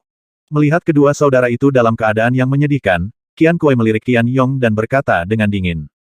Apa sebenarnya yang sedang terjadi? Aku juga tidak tahu. Saat aku ke sana, kedua saudara itu hampir dimakan monster. Mereka berbicara omong kosong sepanjang jalan dan aku tidak bisa mendengar dengan jelas apa yang mereka katakan. Jawab Qian Yong. Ayah Baptis, anak itu. Beberapa hari yang lalu, dia menabrak kereta Tuan Yue Jue. Dia sebenarnya memiliki kekuatan 5 ekor sapi jantan. Dia tidak mati. Kau mencambuknya dengan cambuk. Dia membuat kita seperti ini. Ya, anak itu juga mengambil semua uang yang kami siapkan untuk menghormatimu. Kau harus membela kami. Kedua saudara itu saling memandang dengan penuh kebencian dan kemarahan, dan wajah mereka tampak ganas, seolah-olah mereka ingin memakan Suan Yuan hidup-hidup. Bagaimana aku bisa tahan seorang rendahan benar-benar menyerang seseorang dari Yue Mansion? Ini jelas-jelas tindakan tidak menghargai orang-orang di Yue Mansion. Ayah Baptis, kau harus membawa orang-orang ke kuburan massal besok dan memisahkan anggota tubuh anak itu. Potong-potong dia menjadi beberapa bagian. Jangan biarkan dia mati. Taburi garam di tubuhnya dan buat dia menjalani kehidupan yang lebih buruk daripada kematian. Aku sendiri yang akan mengebiri dia. Segala macam kata-kata jahat terlontar dari mulut kedua kakak beradik itu. Qian Kuai langsung mengerti apa yang sedang terjadi. Anak itu hanya memiliki kekuatan seekor lembu hari itu. Meskipun dia tidak menggunakan kekuatan penuhnya untuk mencambuknya sampai mati, cambuk-cambuk itu bukanlah sesuatu yang dapat ditahan oleh orang biasa. Baru beberapa hari, tetapi anak itu telah pulih dari luka-lukanya dan bahkan memiliki kekuatan seperti 5 ekor lembu. Qian Kuai merasa itu tidak masuk akal. Melihat kedua putra angkatnya yang baunya tak sedap, Qian Kuai mengerutkan kening tanpa alasan, merasa jijik, dan melambaikan tangannya sambil berkata. Bawa mereka pergi dan rawat mereka dengan baik. Ikutlah denganku ke kuburan massal besok. Masuki hutan Warcraft. Suan Yuan cukup beruntung untuk menghabisi seekor nangui hutan yang beratnya lebih dari 600 pon, dan kemudian membawanya kembali ke rumah pohonnya. Saat dia melewati kuburan massal itu, hari masih terang. Melihat kedua budak itu cukup beruntung untuk tidak dimakan, tetapi dipatuk oleh sekelompok burung gagak dan menjerit kesakitan, Suan Yuan diam-diam senang dan tidak terlalu memedulikannya dan langsung pulang. Setelah kembali ke rumah, dia membantai nangui hutan itu dengan mudah. Saat membantai, Suan Yuan merasa sangat kesal. Belati di pinggangnya tidak memiliki efek magis yang sama seperti saat dia menghabisi beruang ajaib. Namun, ketajamannya tidak perlu diragukan lagi, dan Suan Yuan tidak terlalu memikirkannya. Akhirnya, sebagian nangui hutan yang beratnya lebih dari 600 pon itu diolah menjadi daging segar, dan sebagian lagi diolah menjadi daging kering. Setidaknya ada sumber makanan selama 10 hari. Setelah makan, Xuan Yuan mengenakan celana pendek dan duduk bersila di tepi sungai, melanjutkan latihan seni pemurnian sisik naga. Karena tidak ada lagi pakaian untuk diganti, Xuan Yuan berpikir untuk pergi ke kota Yue Huang untuk berbelanja dalam beberapa hari. Dengan 936 koin pejuang miliknya dan koin pejuang yang diperolehnya dari dua budak jahat, total hartanya saat ini adalah 4.636 koin pejuang, yang dapat digunakan untuk membeli banyak barang bagus. Langit berangsur-angsur menjadi gelap. Yin Zhenluo duduk di atas batu datar dan halus tidak jauh dari rumah pohon, diam-diam memperhatikan Xuan Yuan berlatih seni bela diri dengan senyum tenang di wajahnya. Ada sedikit kebingungan di matanya yang indah, seolah-olah beberapa hari ini adalah hari-hari yang paling riang dalam hidupnya. Xuan Yuan tidak tahu bahwa bencana telah terjadi. Esensi matahari dan bulan, energi spiritual langit dan bumi, menyatu ke dalam tubuh Xuan Yuan, membuat Xuan Yuan merasa kulitnya menjadi lebih kencang dan kekuatannya berangsur-angsur tumbuh, seolah-olah seluruh tubuhnya bernapas. Xuan Yuan yakin bahwa meskipun dia menutup mulut dan hidungnya, dia masih bisa bernapas dengan bebas dengan kulitnya, yang jauh melampaui batas yang dapat dia bayangkan di kehidupan sebelumnya. Inilah keajaiban kultivasi. Terlebih lagi, Xuan Yuan juga samar-samar bisa merasakan mendidihnya otot-otot di bawah kulitnya. 3 hari berlalu begitu saja, dan sesuai dugaan Yin Zhenluo, Xuan Yuan mencapai level kekuatan 9 banteng hanya dalam 3 hari berikutnya. Sungguh tidak terbayangkan bahwa orang biasa yang kekuatannya kurang dari seekor lembu dapat secara instan mencapai kekuatan 9 ekor lembu hanya dalam waktu 6 hari. Beberapa orang, setelah berlatih selama puluhan tahun, hanya dapat berhenti di puncak petarung. Paling-paling, mereka dapat memperpanjang umur dan memperlambat penuaan. Namun, Xuan Yuan telah mencapai tujuan ini hanya dalam 6 hari. Anda dapat membayangkannya. Ada yang namanya bakat. Misalnya, Qian Kuai di Yue Mansion baru berada di puncak petarung di usianya saat ini. Bisa dibayangkan betapa sulitnya jalur kultivasi. Mustahil untuk berhasil tanpa bakat. Seiring dengan meningkatnya kekuatan Xuan Yuan, nafsu makannya pun terus meningkat setiap hari. Dalam sekali makan, ia dapat menghabiskan hingga 10 kilogram daging. Karena saat berlatih, seseorang harus mampu memenuhi kebudewa materi, jika tidak, ia hanya akan mengosongkan tubuhnya. Menurut Yin Zhenluo, praktisi yang telah mencapai tingkat yang lebih tinggi tidak lagi makan daging, tetapi minum pil untuk mengisi kembali kekuatannya. Selain itu, pil memiliki lebih sedikit kotoran, tidak seperti daging, yang memiliki banyak kotoran dan nutrisi yang dapat diserap tubuh sangat terbatas. Tetapi bagi Xuan Yuan saat ini, itu sudah cukup, seorang karnivora, pemberani dan kuat. Selama beberapa hari ini, Guxing selalu menemani Xuan Yuan, dan tampaknya telah memperoleh beberapa manfaat. Rambut peraknya menjadi lebih berkilau, dan dia makan puluhan kilogram daging setiap hari. Selain itu, dengan pembersihan energi spiritual langit dan bumi yang dikumpulkan oleh Xuan Yuan secara tidak sengaja, tubuh Guxing telah tumbuh banyak. Xuan Yuan menatap Guxing dan meramalkan bahwa Guxing sekarang memiliki setidaknya kekuatan 6 ekor banteng, yang jauh lebih kuat dari sebelumnya. Mengingat taring Guxing yang tajam, Xuan Yuan tidak berani membiarkannya menggigitnya. Tepat saat Xuan Yuan selesai berlatih, tiba-tiba terdengar teriakan marah dan makian dari jarak 100 meter. Bajingan terkutuk ini berani menyerang 2 anak angkat pelayan Qian. Dia sama sekali tidak menganggap serius rumah Yue kita. Tuan Yue Jue sangat marah dan kini telah memerintahkan agar kuburan massal dalam radius puluhan mil harus digali sedalam 3 kaki untuk menemukan bocah itu. Dia telah menyebabkan begitu banyak masalah bagi kita. Kami sudah mencari selama 3 hari 3 malam. Jika orang itu ditemukan, kami akan memastikan dia mengalami nasib yang lebih buruk daripada kematian. Kedua pria itu menggertakkan gigi karena kebencian. Karena mereka sudah tahu bahwa Xuan Yuan memiliki kekuatan 5 ekor sapi jantan, orang-orang yang mereka kirim setidaknya adalah budak dengan kekuatan 5 ekor sapi jantan. Hehe, Steward Qian berkata bahwa siapapun yang dapat menemukan orang ini akan diberi hadiah 300 koin pejuang. Ayo kita cari dia dulu. 2 orang pelayan Yue Mansion berteriak dan mengumpat saat mencari, namun pada saat itu, mereka menemukan seorang pria dan seekor serigala berjalan ke arah mereka. Ketika mereka menemukan Xuan Yuan, mereka berdua terkejut dan tampak terkejut. Hahaha, akhirnya kami menemukanmu. Kaulah, bocah bau, orang menyebalkan, yang membuat kami mencarimu begitu lama. Kau, orang buangan, berani menantang Yue Mansion kami. Kau pasti sudah lelah hidup. Bahkan jika kau mati 10.000 kali, itu tidak akan cukup untuk menebus dosamu. Mengapa kau tidak bersujud kepada kami beberapa ratus kali dan menyerahkan uang yang kau rampok, maka kami mungkin bisa menyelamatkan hidupmu. Ngomong-ngomong, bulu serigala di sebelahmu cukup bagus. Kuliti dia hidup-hidup dan buat menjadi jubah serigala. Itu pasti akan menyenangkan Tuan Yue Jue. Kekuatan yang jauh melebihi kekuatan Qian Yonglai dan Qian Yongfu meledak dari 2 pelayan Yue Mansion. Salah satu dari mereka memiliki kekuatan 5 ekor sapi jantan, dan yang lainnya bahkan lebih kuat, memiliki kekuatan 6 ekor sapi jantan.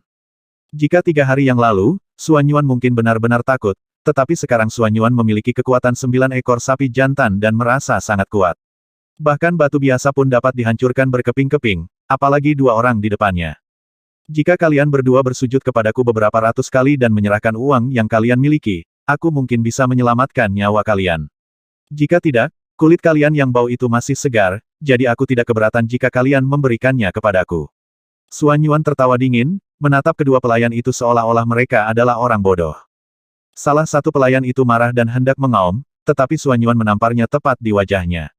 Aliran udara putih menjadi lebih jelas dan menamparkan pelayan itu dengan kekuatan 6 ekor sapi jantan tepat di wajahnya. Dengan suara yang tajam, beberapa gigi kekuningan membentuk lengkungan indah di udara, dan darah bercampur air liur menyembur keluar dari mulutnya. Pelayan itu ditampar oleh Xuan Yuan seperti gasing. Setelah berputar 3 atau 4 kali di tempat, kepalanya berdengung dan dia pingsan melihat langit yang penuh dengan bintang-bintang kemasan. Namun, pada saat ini, seorang pelayan lain melolong dengan sedih. Gusing begitu kejam hingga ia menggigit sepotong besar daging dari pantatnya, memperlihatkan tulang pahanya dan menyebabkan darah mengalir. Pelayan itu menangis memanggil orang tuanya seperti seorang gadis kecil yang diperkosong. Mudah bagi Gusing, yang memiliki kekuatan 6 ekor lembu, untuk menghadapinya. Wajah Xuan Yuan tampak bangga. Dia memeriksa tubuh kedua orang itu dan segera menemukan total 600 koin pejuang dan 2.400 koin pejuang. Tampaknya para pelayan keluarga Yue semuanya sangat kaya.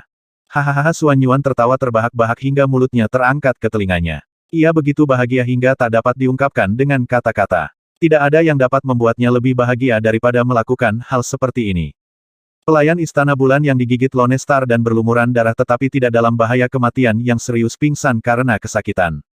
Setelah mengumpulkan rampasan perang, Xuan Yuan mengeluarkan belati di tangannya dan ingin menghabisi mereka secara langsung. Namun, pada saat mengayunkan belati, Xuan Yuan tidak menusuk mereka sama sekali, dan mendesah dalam hati. Lupakan saja, aku tidak punya kebiasaan menghabisi orang. Aku akan mengampuni mereka jika aku bisa. Apakah kau akan hidup atau tidak tergantung pada keberuntunganmu. Setelah berkata demikian, Xuan Yuan menyeret kaki kedua lelaki itu dan melemparkannya langsung ke sungai, membiarkannya mengalir mengikuti arus sungai. Yin Zhenluo, kecantikan tiada taraf yang tampak bagaikan peri dalam lukisan, hanya menatap Xuan Yuan dengan tenang, melakukan semua itu, tanpa sedikit pun ekspresi di wajahnya. Tampaknya dia tidak setuju dengan perilaku Xuan Yuan, tetapi dia juga tidak menyangkalnya. Akhirnya, dia bergumam pada dirinya sendiri. Bagaimanapun, dia masih anak-anak, dan hatinya terlalu lembut. Xuan Yuan memasukkan 2 kantong uang ke dalam tas pinggangnya, berbalik, dan melihat Yin Zhenluo menatapnya dari jauh. Dia menyentuh kepalanya, tertawa beberapa kali, dan berjalan ke Yin Zhenluo. Xuan Yuan kemudian tertawa dan berkata, "Tuan cantik, tempat ini sangat terpencil, tidak ada yang menarik untuk menghibur Anda. Saya telah memperoleh banyak keuntungan dalam beberapa hari terakhir. Dalam beberapa hari, saya akan pergi ke kota Yue Huang untuk membelikan Anda beberapa barang bagus." Yin Zhenluo menggelengkan kepalanya dan tersenyum. "Tidak perlu, kamu simpan saja uangnya. Lagi pula, aku hanya akan mengajarimu selama sebulan, dan 6 hari sudah berlalu." Setelah mengatakan itu, Yin Zhenluo pergi dengan santai. Sejak dia mulai berlatih, Xuan Yuan semakin menyadari kengerian Yin Zhenluo. Wanita ini jelas bukan seseorang yang bisa dia serang secara diam-diam. Dia bisa digambarkan sebagai orang yang tidak terduga. Kata-kata Yin Zhenluo membuat Xuan Yuan merasa sedikit tertekan. Memang, dia hanya mengajarinya selama sebulan. Melihat punggung Yin Zhenluo, Xuan Yuan terdiam. Awalnya dia berencana untuk jalan-jalan, tetapi sekarang Xuan Yuan memutuskan untuk terus berlatih, setidaknya untuk menerobos ke alam petarung. Kemudian, dia akan melihat apakah dia bisa memiliki kesempatan untuk menyerang Yin Zhenluo secara diam-diam. Kemudian, dia bisa melakukan apapun yang dia inginkan.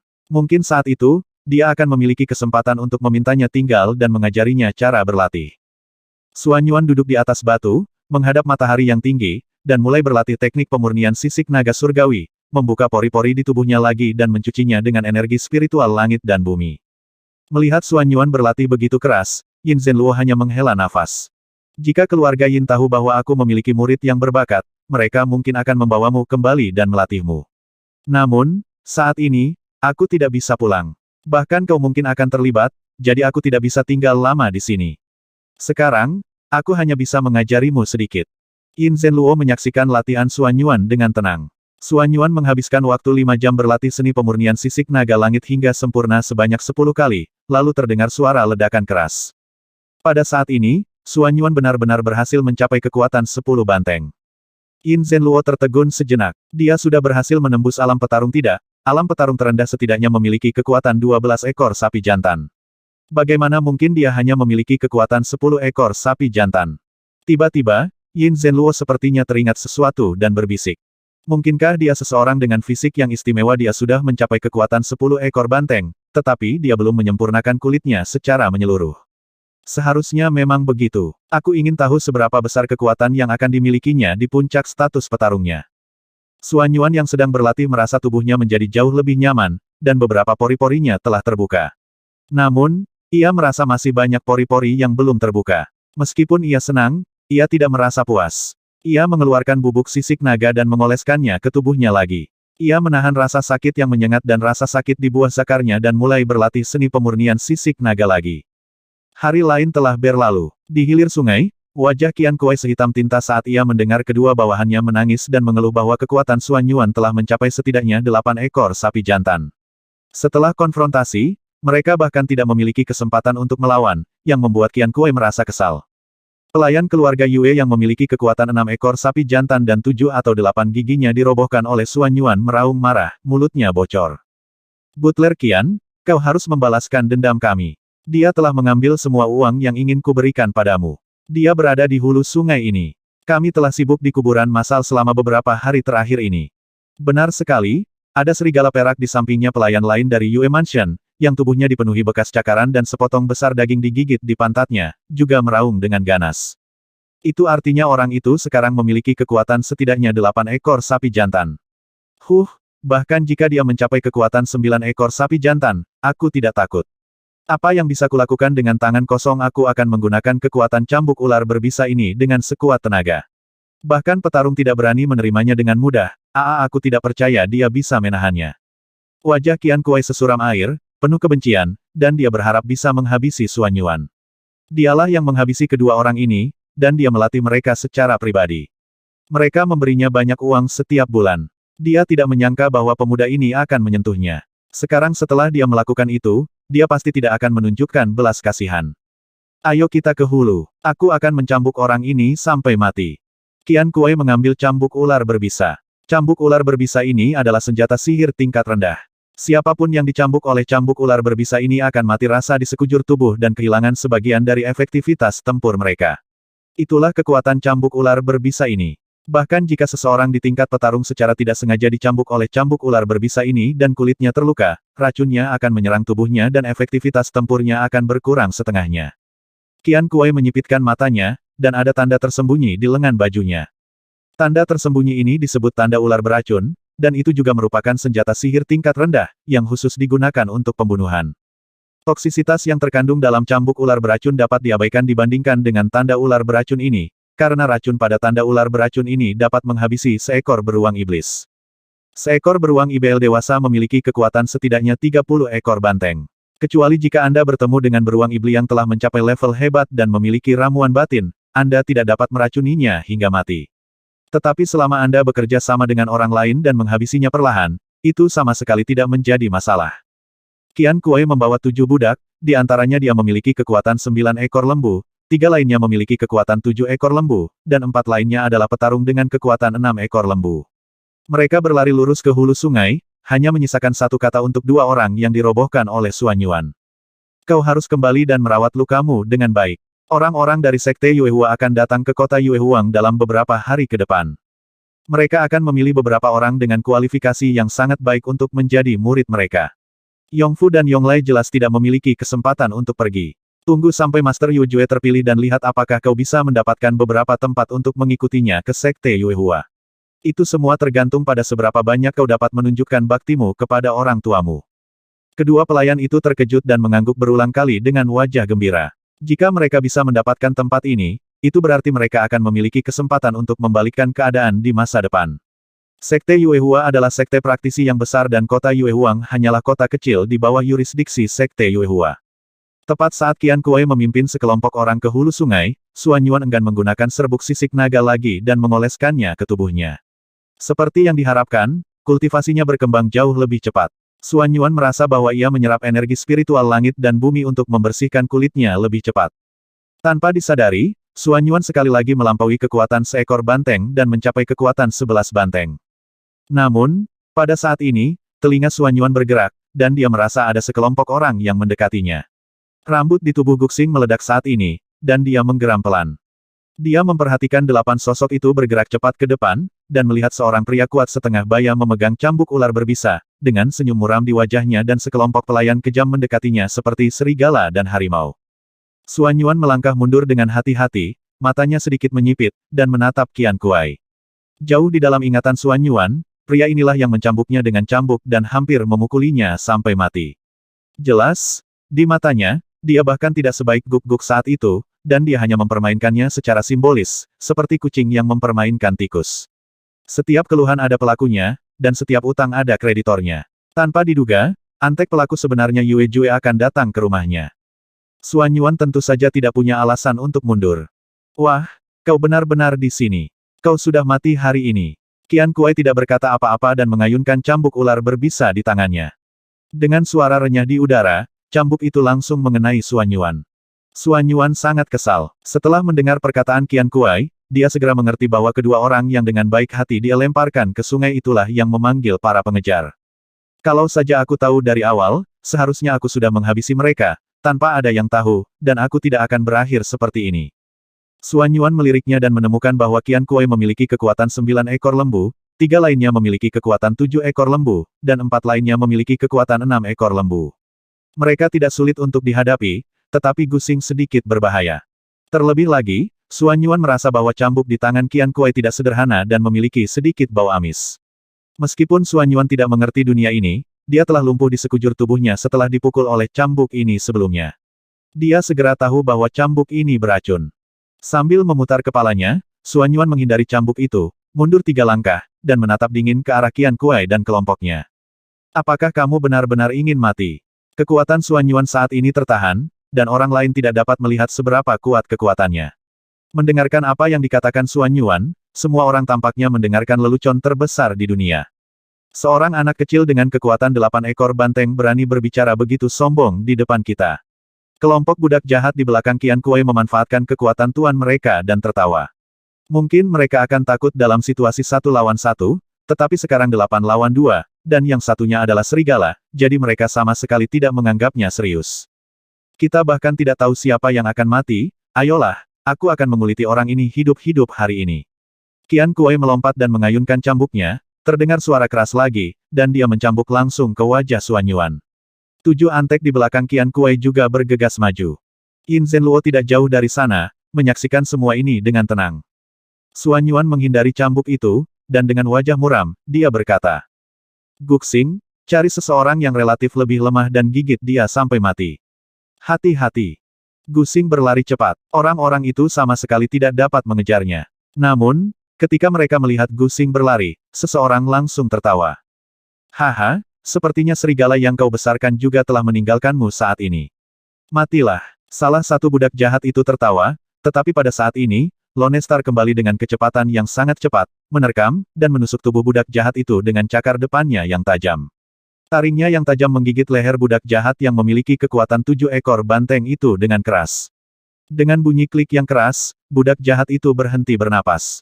Budak-budak jahat lainnya yang menyerbu ke depan merasakan hawa dingin di hati mereka, tetapi Xuan Yuan tidak menghindar atau menghindar, dan menyerbu ke depan dengan kekuatan yang mengalir keluar dari tubuhnya. Xuan Yuan mencengkeram leher kedua budak jahat yang memiliki kekuatan 6 ekor sapi jantan dengan tangannya, seolah-olah dia sedang mencengkeram ayam. Setelah dipukul beberapa kali, Xuan Yuan tidak merasakan sakit apapun. Dia hanya mengayunkan kedua budak jahat di tangannya ke atas, menarikan mereka seperti kincir angin, menyapu mereka secara acak. Suara tulang patah dan jeritan terdengar silih berganti, sungguh menyedihkan. Dalam waktu kurang dari sesaat, semua orang ini tersungkur. Mereka yang jatuh ke tanah semuanya mengalami patah tulang dan tidak bisa bergerak lagi. Mereka yang masih hidup dibasmi oleh Guxing, dan 2 budak jahat yang dicekik leher Xuan Yuan diremukkan tenggorokannya dan tewas. Hanya Qian Kuai yang tersisa. Qian Kuai tidak menyangka bahwa Xuan Yuan begitu menakutkan. Bahkan dengan kekuatan 9 ekor lembu, dia tidak dapat menahan pukulan dan tendangan dari begitu banyak orang. Setidaknya dia akan menderita luka serius. Anak ini terkena pukulan-pukulan itu, tapi dia baik-baik saja. Mungkinkah kemampuan pemurnian kulit yang dia kembangkan berada di level Xuan? Qian Kuai sedikit takut, tetapi pada saat ini, tatapan licik melintas di mata Xuan Yuan, dan dia perlahan berkata kepada Guxing. Lone Star, kamu lihat saja dari samping. Ini pertarungan antara dia dan aku, jangan ikut campur. Guxing benar-benar mundur ke samping. Qian Kuai menghela napas lega dan mencibir dalam hatinya. Anak ini hanya mencari kematian. Kalau ada serigala itu, akan sangat sulit untuk menghadapinya jika dua serigala menyerangnya bersamaan. Sekarang dia ingin bertarung 1 lawan 1, jadi aku hanya bisa membantunya. Bagus, anak baik, kau punya nyali.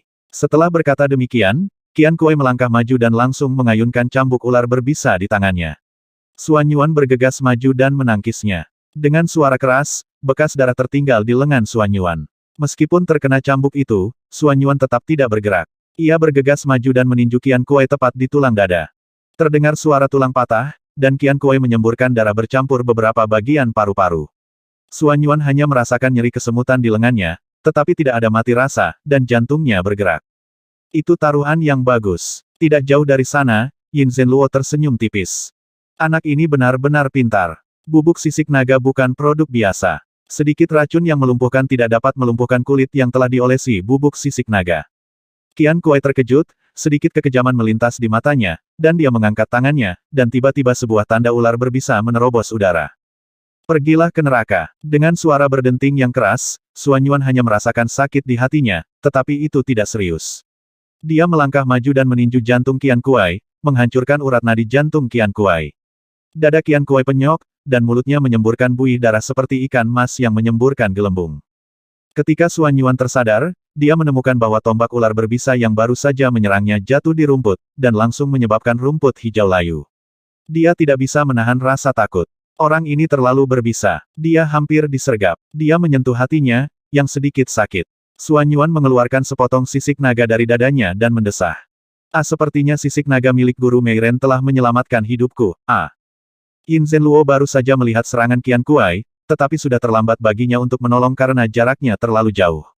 Untungnya, Xuan Yuan cukup beruntung karena telah menyembunyikan sisik naga di dadanya, jika tidak, dia akan benar-benar mati. Hal ini membuat Yin Zhenluo merasa lega. Xuan Yuan baru saja menghabisi seseorang dan hatinya masih gelisah. Setelah menarik napas sejenak, dia menyadari bahwa jika dia berhati lembut, dialah yang akan mati. Tanda ular yang tergeletak diam di tanah adalah bukti terbaik. Xuan Yuan perlahan mulai memahami bahwa di dunia ini, musuh adalah kamu atau aku.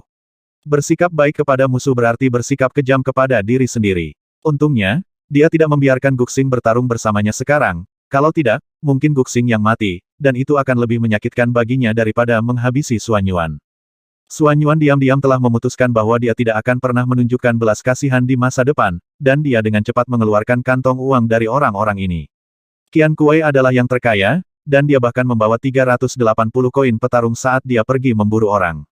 Bersama dengan 7 orang lainnya, totalnya ada 600 koin petarung, yang membuat Xuan Yuan menyeringai. Koin petarung lainnya jika ditotal jumlahnya mencapai 5.400 yuan, yang merupakan kekayaan besar lainnya. Ketika Xuan Yuan selesai menjarah semua ini, dia berkata langsung kepada Guxing. Kalian akan memakan mayat-mayat ini. Kalian bisa membawanya pergi jika kalian mau. Tapi jangan tinggalkan mereka di sini dan ganggu tuan yang cantik ini. Kemudian dia berbalik dan melihat Yin Zhenluo sedang menatapnya.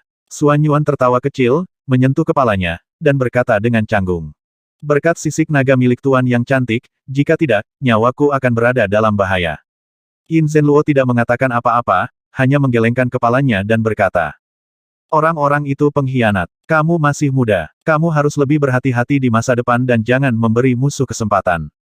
Xuan Yuan mengangguk berat dan tidak mengatakan apa-apa lagi. 5 hari lagi berlalu. Selama 5 hari ini, Xuan Yuan tidak berani menunda siang dan malam. Setelah mengoleskan sebotol serbuk sisik naga dengan bersih, ia akhirnya membuat kulit di sekujur tubuhnya transparan. Pada saat ini, Xuan Yuan hanya merasakan sensasi menyegarkan di seluruh tubuhnya, seolah-olah setiap inci kulit dan setiap pori-pori di tubuhnya bernafas. Kulitnya menjadi sangat kencang, sehalus dan berkilau seperti batu giok, dan juga menjadi sangat kuat. Xuan Yuan mencambuk dirinya sendiri dengan cambuk ular berbisa, tetapi kulitnya bahkan tidak terluka, hanya bekas merah yang tertinggal. Xuan Yuan telah melangkah ke ranah petarung puncak. Saat ini, Ia memiliki kekuatan 18 ekor banteng, yang jauh melampaui ekspektasi Yin Zhenluo. Aku benar-benar tidak tahu seberapa besar kekuatan yang akan dimiliki Xuan Yuan jika dia berhasil menembus ranah petarung. Saat ini, Xuan Yuan pasti sebanding dengan petarung biasa. Selama dia bukan petarung papan atas, dia tidak akan menimbulkan banyak ancaman bagi Xuan Yuan. Selama 5 hari ini, Guxing menemani Xuan Yuan siang dan malam, dan kekuatannya meningkat dari 6 ekor sapi jantan menjadi 10 ekor sapi jantan. Tubuhnya menjadi lebih kuat, dan rambutnya lembut dan nyaman saat disentuh pada waktu normal. Namun begitu rambut Guxing berdiri, ia langsung menjadi setajam duri. Selanjutnya, untuk beralih dari seorang petarung menjadi seorang pejuang, Anda harus memahami tubuh fisik Anda.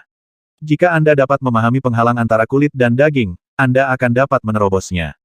Seorang petarung memurnikan kulit, sementara seorang pejuang memurnikan daging. Anda memurnikan energi spiritual surga dan bumi ke dalam daging Anda, memperkuat daging Anda, menutup pori-pori kulit Anda, dan melembutkan setiap bagian daging di tubuh Anda sepotong demi sepotong. Pada saat Xuan Yuan melangkah ke alam puncak petarung, suara Yin Zhenluo datang dari rumah pohon.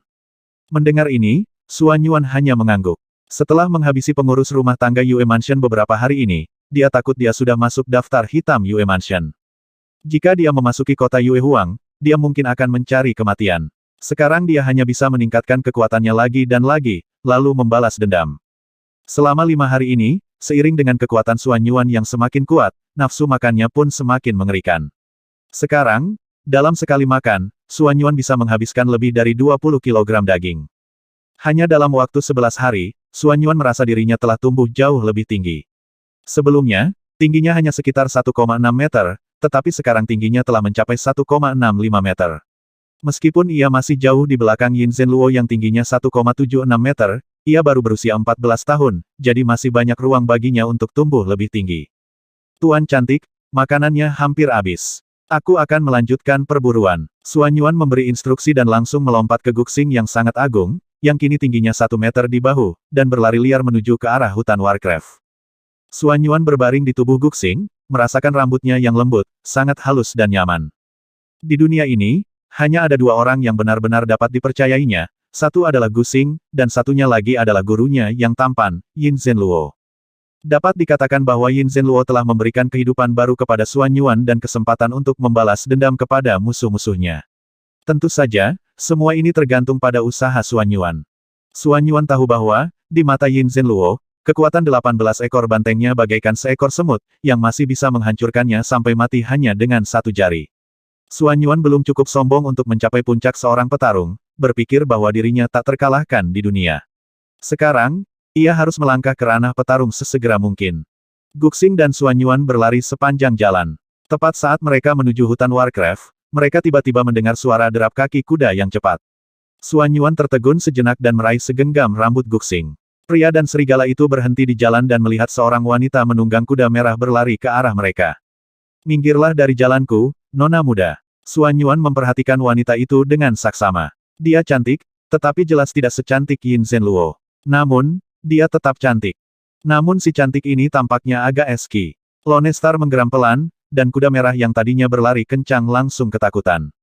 Kuda itu meringkik keras, hampir saja menerbangkan wanita berbaju merah yang menunggangi kuda merah itu. Untungnya, keterampilan berkuda wanita itu bagus, dan dia menahan kuda yang ketakutan itu dengan kuat.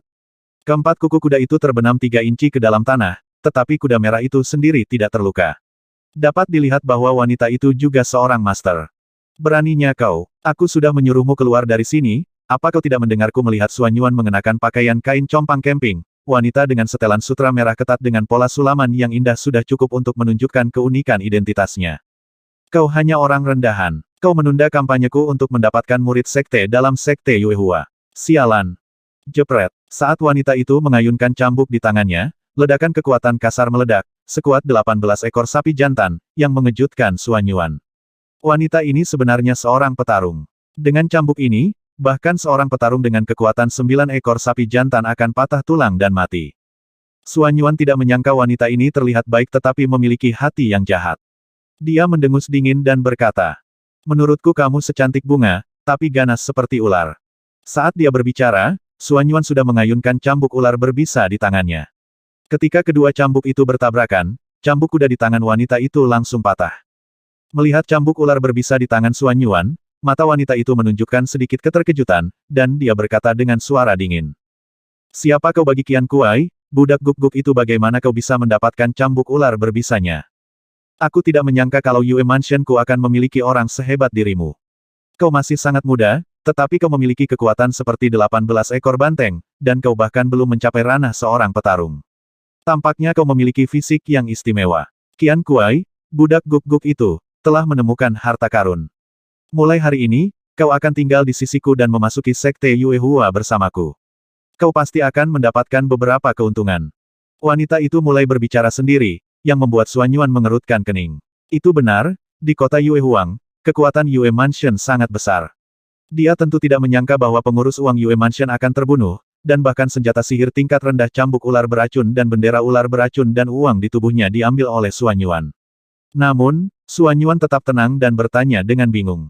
Siapa kau, bagaimana kau tahu cambuk di tanganku? Namaku Yue Rong. Apa kau belum pernah mendengar tentangku? Yue Rong berkata perlahan dengan ekspresi merendahkan, kau juga pendatang baru di sini. Aku sudah meninggalkan kota Yue Huang selama lebih dari setahun. Wajar saja jika kau tidak mengenalku. Namun, bahkan Qian Kuai, yang memberimu cambuk berbisa, harus dengan hormat memanggilku nona kedua saat ia melihatku. Sekarang setelah kau tahu identitasku, mengapa kau tidak segera kembali ke Yue Mansion bersamaku? Apa yang kau lakukan berkeliaran sendirian di luar? Mendengar Yue Rong mengatakan ini, Xuan Yuan tiba-tiba teringat bahwa memang ada orang seperti itu dalam ingatannya, dan dia segera tersenyum dan berkata. Jadi, Anda adalah adik kedua Tuan Muda Yue Jue, Nona Yue Rong. Saya memang baru saja memperoleh cambuk ular berbisa ini belum lama ini, dan saya tidak tahu banyak tentang beberapa hal di Yue Mansion. Akhir-akhir ini, saya sedikit kekurangan uang, jadi saya berencana untuk pergi ke hutan monster untuk berburu monster dan menghasilkan uang. Yue Rong mendengar kata-kata Xuan Yuan dan mengangguk sedikit puas, berkata. Iya, pelayan tua Qian Kuai telah melatih seorang pelayan kecil yang baik. Dia tahu bagaimana mengandalkan dirinya sendiri dan tidak hanya memikirkan makanan dari Yue Mansion. Ini adalah hadiahku untukmu. Ikuti aku dan kamu akan mendapatkan manfaatnya di masa depan. Saat Yue Rong berbicara, dia mengeluarkan sekantung besar uang dari dadanya dan melemparkannya ke Xuan Yuan seolah-olah dia sedang membuang sampah. Xuan Yuan mengambilnya dan melihatnya. Setidaknya ada 1000 koin pejuang di dalamnya. Hahaha, terima kasih Nona Yue Rong. Xuan Yuan langsung menggantungkan tas yang mengeluarkan sedikit aroma feminin di pinggangnya, lalu menggoyangkan cambuk ular berbisa di tangannya. Dengan suara berderak, cambuk itu menjilati lengan Yue Rong, meninggalkan bekas darah yang tidak terlalu dalam atau terlalu dangkal. Untuk sesaat, Yue Rong terkejut dan marah, lalu berteriak. Hai hamba yang berani, beraninya kau menggertak tuanmu dengan kekuatan hambamu. Siapa yang memberimu nyali? Xuan Yuan membawa Guxing mundur beberapa langkah, menjilat lidahnya, dan berkata. Aku bukan pelayan di Yue Mansion-mu. Cambuk ular berbisa ini diperoleh oleh Qian Kuai, seperti yang kau sebutkan, yang mengirim orang untuk memburuku. Aku menghabisinya sebagai balasannya. Aku tidak menyangka nona kedua Yue Rong begitu murah hati. Ini adalah kompensasi kecil untuk saudaramu yang hampir memukuliku sampai mati. Yue Rong tidak menyangka akan ada seseorang yang berani menantang Yue Mansion di dekat kota Yue Huang. Ini benar-benar di luar dugaannya. Yue Rong sangat marah, darahnya mengalir deras, dan dia tiba-tiba merasakan seluruh tubuhnya kesemutan, dan dia berteriak dalam hatinya. Cambuk ular ini bisa melumpuhkan tubuh, orang pembawa sial. Yue Rong langsung menarik tali kekang kuda dan mencoba melarikan diri, tetapi sudah terlambat. Xuan Yuan menggulung cambuk ular berbisa di tangannya dan langsung melilit Yue Rong di sekelilingnya, dan menariknya turun dari kuda dengan tarikan tiba-tiba. Pada saat ini, tubuh Yue Rong lumpuh karena cambuk ular berbisa. Kekuatannya yang tadinya 18 ekor sapi jantan, kini hanya tinggal 9 ekor sapi jantan. Bagaimana mungkin dia bisa menandingi Xuan Yuan? Yue Rong sangat ketakutan dan meraung. Dasar budak guk-guk kecil, apa yang mau kau lakukan? Xuan Yuan tersenyum dan berkata, terima kasih, Nona Yue Rong, atas penghargaanmu. Aku selalu jelas tentang rasa terima kasih dan dendam. Aku tidak akan menghabisimu. Hanya saja, Nona Yue Rong terus memanggilku budak guk-guk. Apa yang akan terjadi jika aku dihina oleh budak guk-guk? Wajah Yue Rong menjadi pucat dan dia berteriak. Kamu berani. Xuan Yuan segera memasukkan tangannya di antara kedua kaki indah Yue Rong, menyentuhnya dengan kuat, dan berkata sambil mendecakkan lidah. Lumayan, lumayan, ini terasa sangat enak. Tubuh Yue Rong yang halus bergetar hebat. Dia tidak lagi ragu bahwa pria di depannya memang mampu melakukan hal seperti itu. Jangan sentuh aku. Aku akan memberimu koin sebanyak yang kau mau. Suan Yuan menatap Yue Rong seolah-olah dia seorang idiot dan berkata, "Aku bisa melakukan apapun yang aku mau padamu sekarang. Bukankah semua yang ada padamu adalah milikku?" Suan Yuan tersenyum sambil melihat payudara Yue Rong yang menonjol dan disokong oleh pakaian ketat. Dia berseru kagum. "Ya, memang bagus," kata pengemis tua, "payudara seperti ini sangat bagus." Setelah berkata demikian, dia langsung memasukkan tangannya ke dalam pakaian Yue Rong dan mencari sekantong koin. Sebenarnya ada 500 koin dousi di dalamnya, 500 koin dousi ini setara dengan 50.000 koin dousi. Setelah dipikir-pikir, wajar saja jika Yue Rong membawa banyak uang saat keluar. Cek-cek, Nona Yue Rong memang kaya. Suan Yuan mencari dan mengusapnya pada saat yang sama, menyebabkan dua rona merah di wajah Yue Rong. Dia terus berteriak, menggunakan kekuatan 9 ekor sapi jantan untuk memukul Suan Yuan, yang memiliki kekuatan 18 ekor sapi jantan, jelas tidak banyak berpengaruh. Selama penggeledahan tubuh, Suan Yuan menemukan bahwa Yue Rong mengenakan baju besi pelindung yang lembut. Jelas, dia tidak cukup hina untuk menelanjangi Yue Rong dan melepaskan baju besi lembut itu, tetapi ada pedang di pinggang Yue Rong. Ketika Suan Yuan ingin menyentuh pedang itu, Yue Rong berteriak, "Jangan sentuh pedang King Fengku." Suan Yuan sama sekali tidak mempedulikannya. Dia langsung menghunus pedang King Feng. Aura tajam datang ke arahnya, dan Suan Yuan mengangguk berulang kali. "Wah, pedangnya bagus. Kelihatannya bagus." Pedang itu bersinar keperakan, dan tampak jauh lebih kuat daripada belati berkarat di pinggangnya, jadi Suan Yuan memutuskan untuk membawa sarungnya juga. Kemudian dia menggendong Yue Rong ke punggung kuda, menepuk pantatnya, dan tertawa. "Beritahu saudaramu Yue Jue, jika dia punya kemampuan, datanglah dan kejar aku sendiri. Jangan selalu mengirim sampah-sampah itu. Mereka benar-benar tidak cukup baik." Dua tamparan menghantam pantat bulat Yue Rong, membuatnya gemetar karena marah. Dia menatap Suan Yuan dengan gigi terkatup dan berkata dengan kejam, "Ingatlah ini, aku akan mengingatmu." Suan Yuan tertawa lagi dan menepuk pantat kudanya. Kuda merah itu menjerit kesakitan dan berlari menuju kota Yue Huang. Ingat ini, jangan lupa." Setelah mengatakan itu, Suan Yuan segera melompat ke punggung Guxing, bergegas menuju ke arah hutan Warcraft, dan bernyanyi dengan gembira. "Saya punya seekor keledai kecil yang tidak pernah saya tunggangi. Suatu hari saya sedang dalam suasana hati yang baik. 10.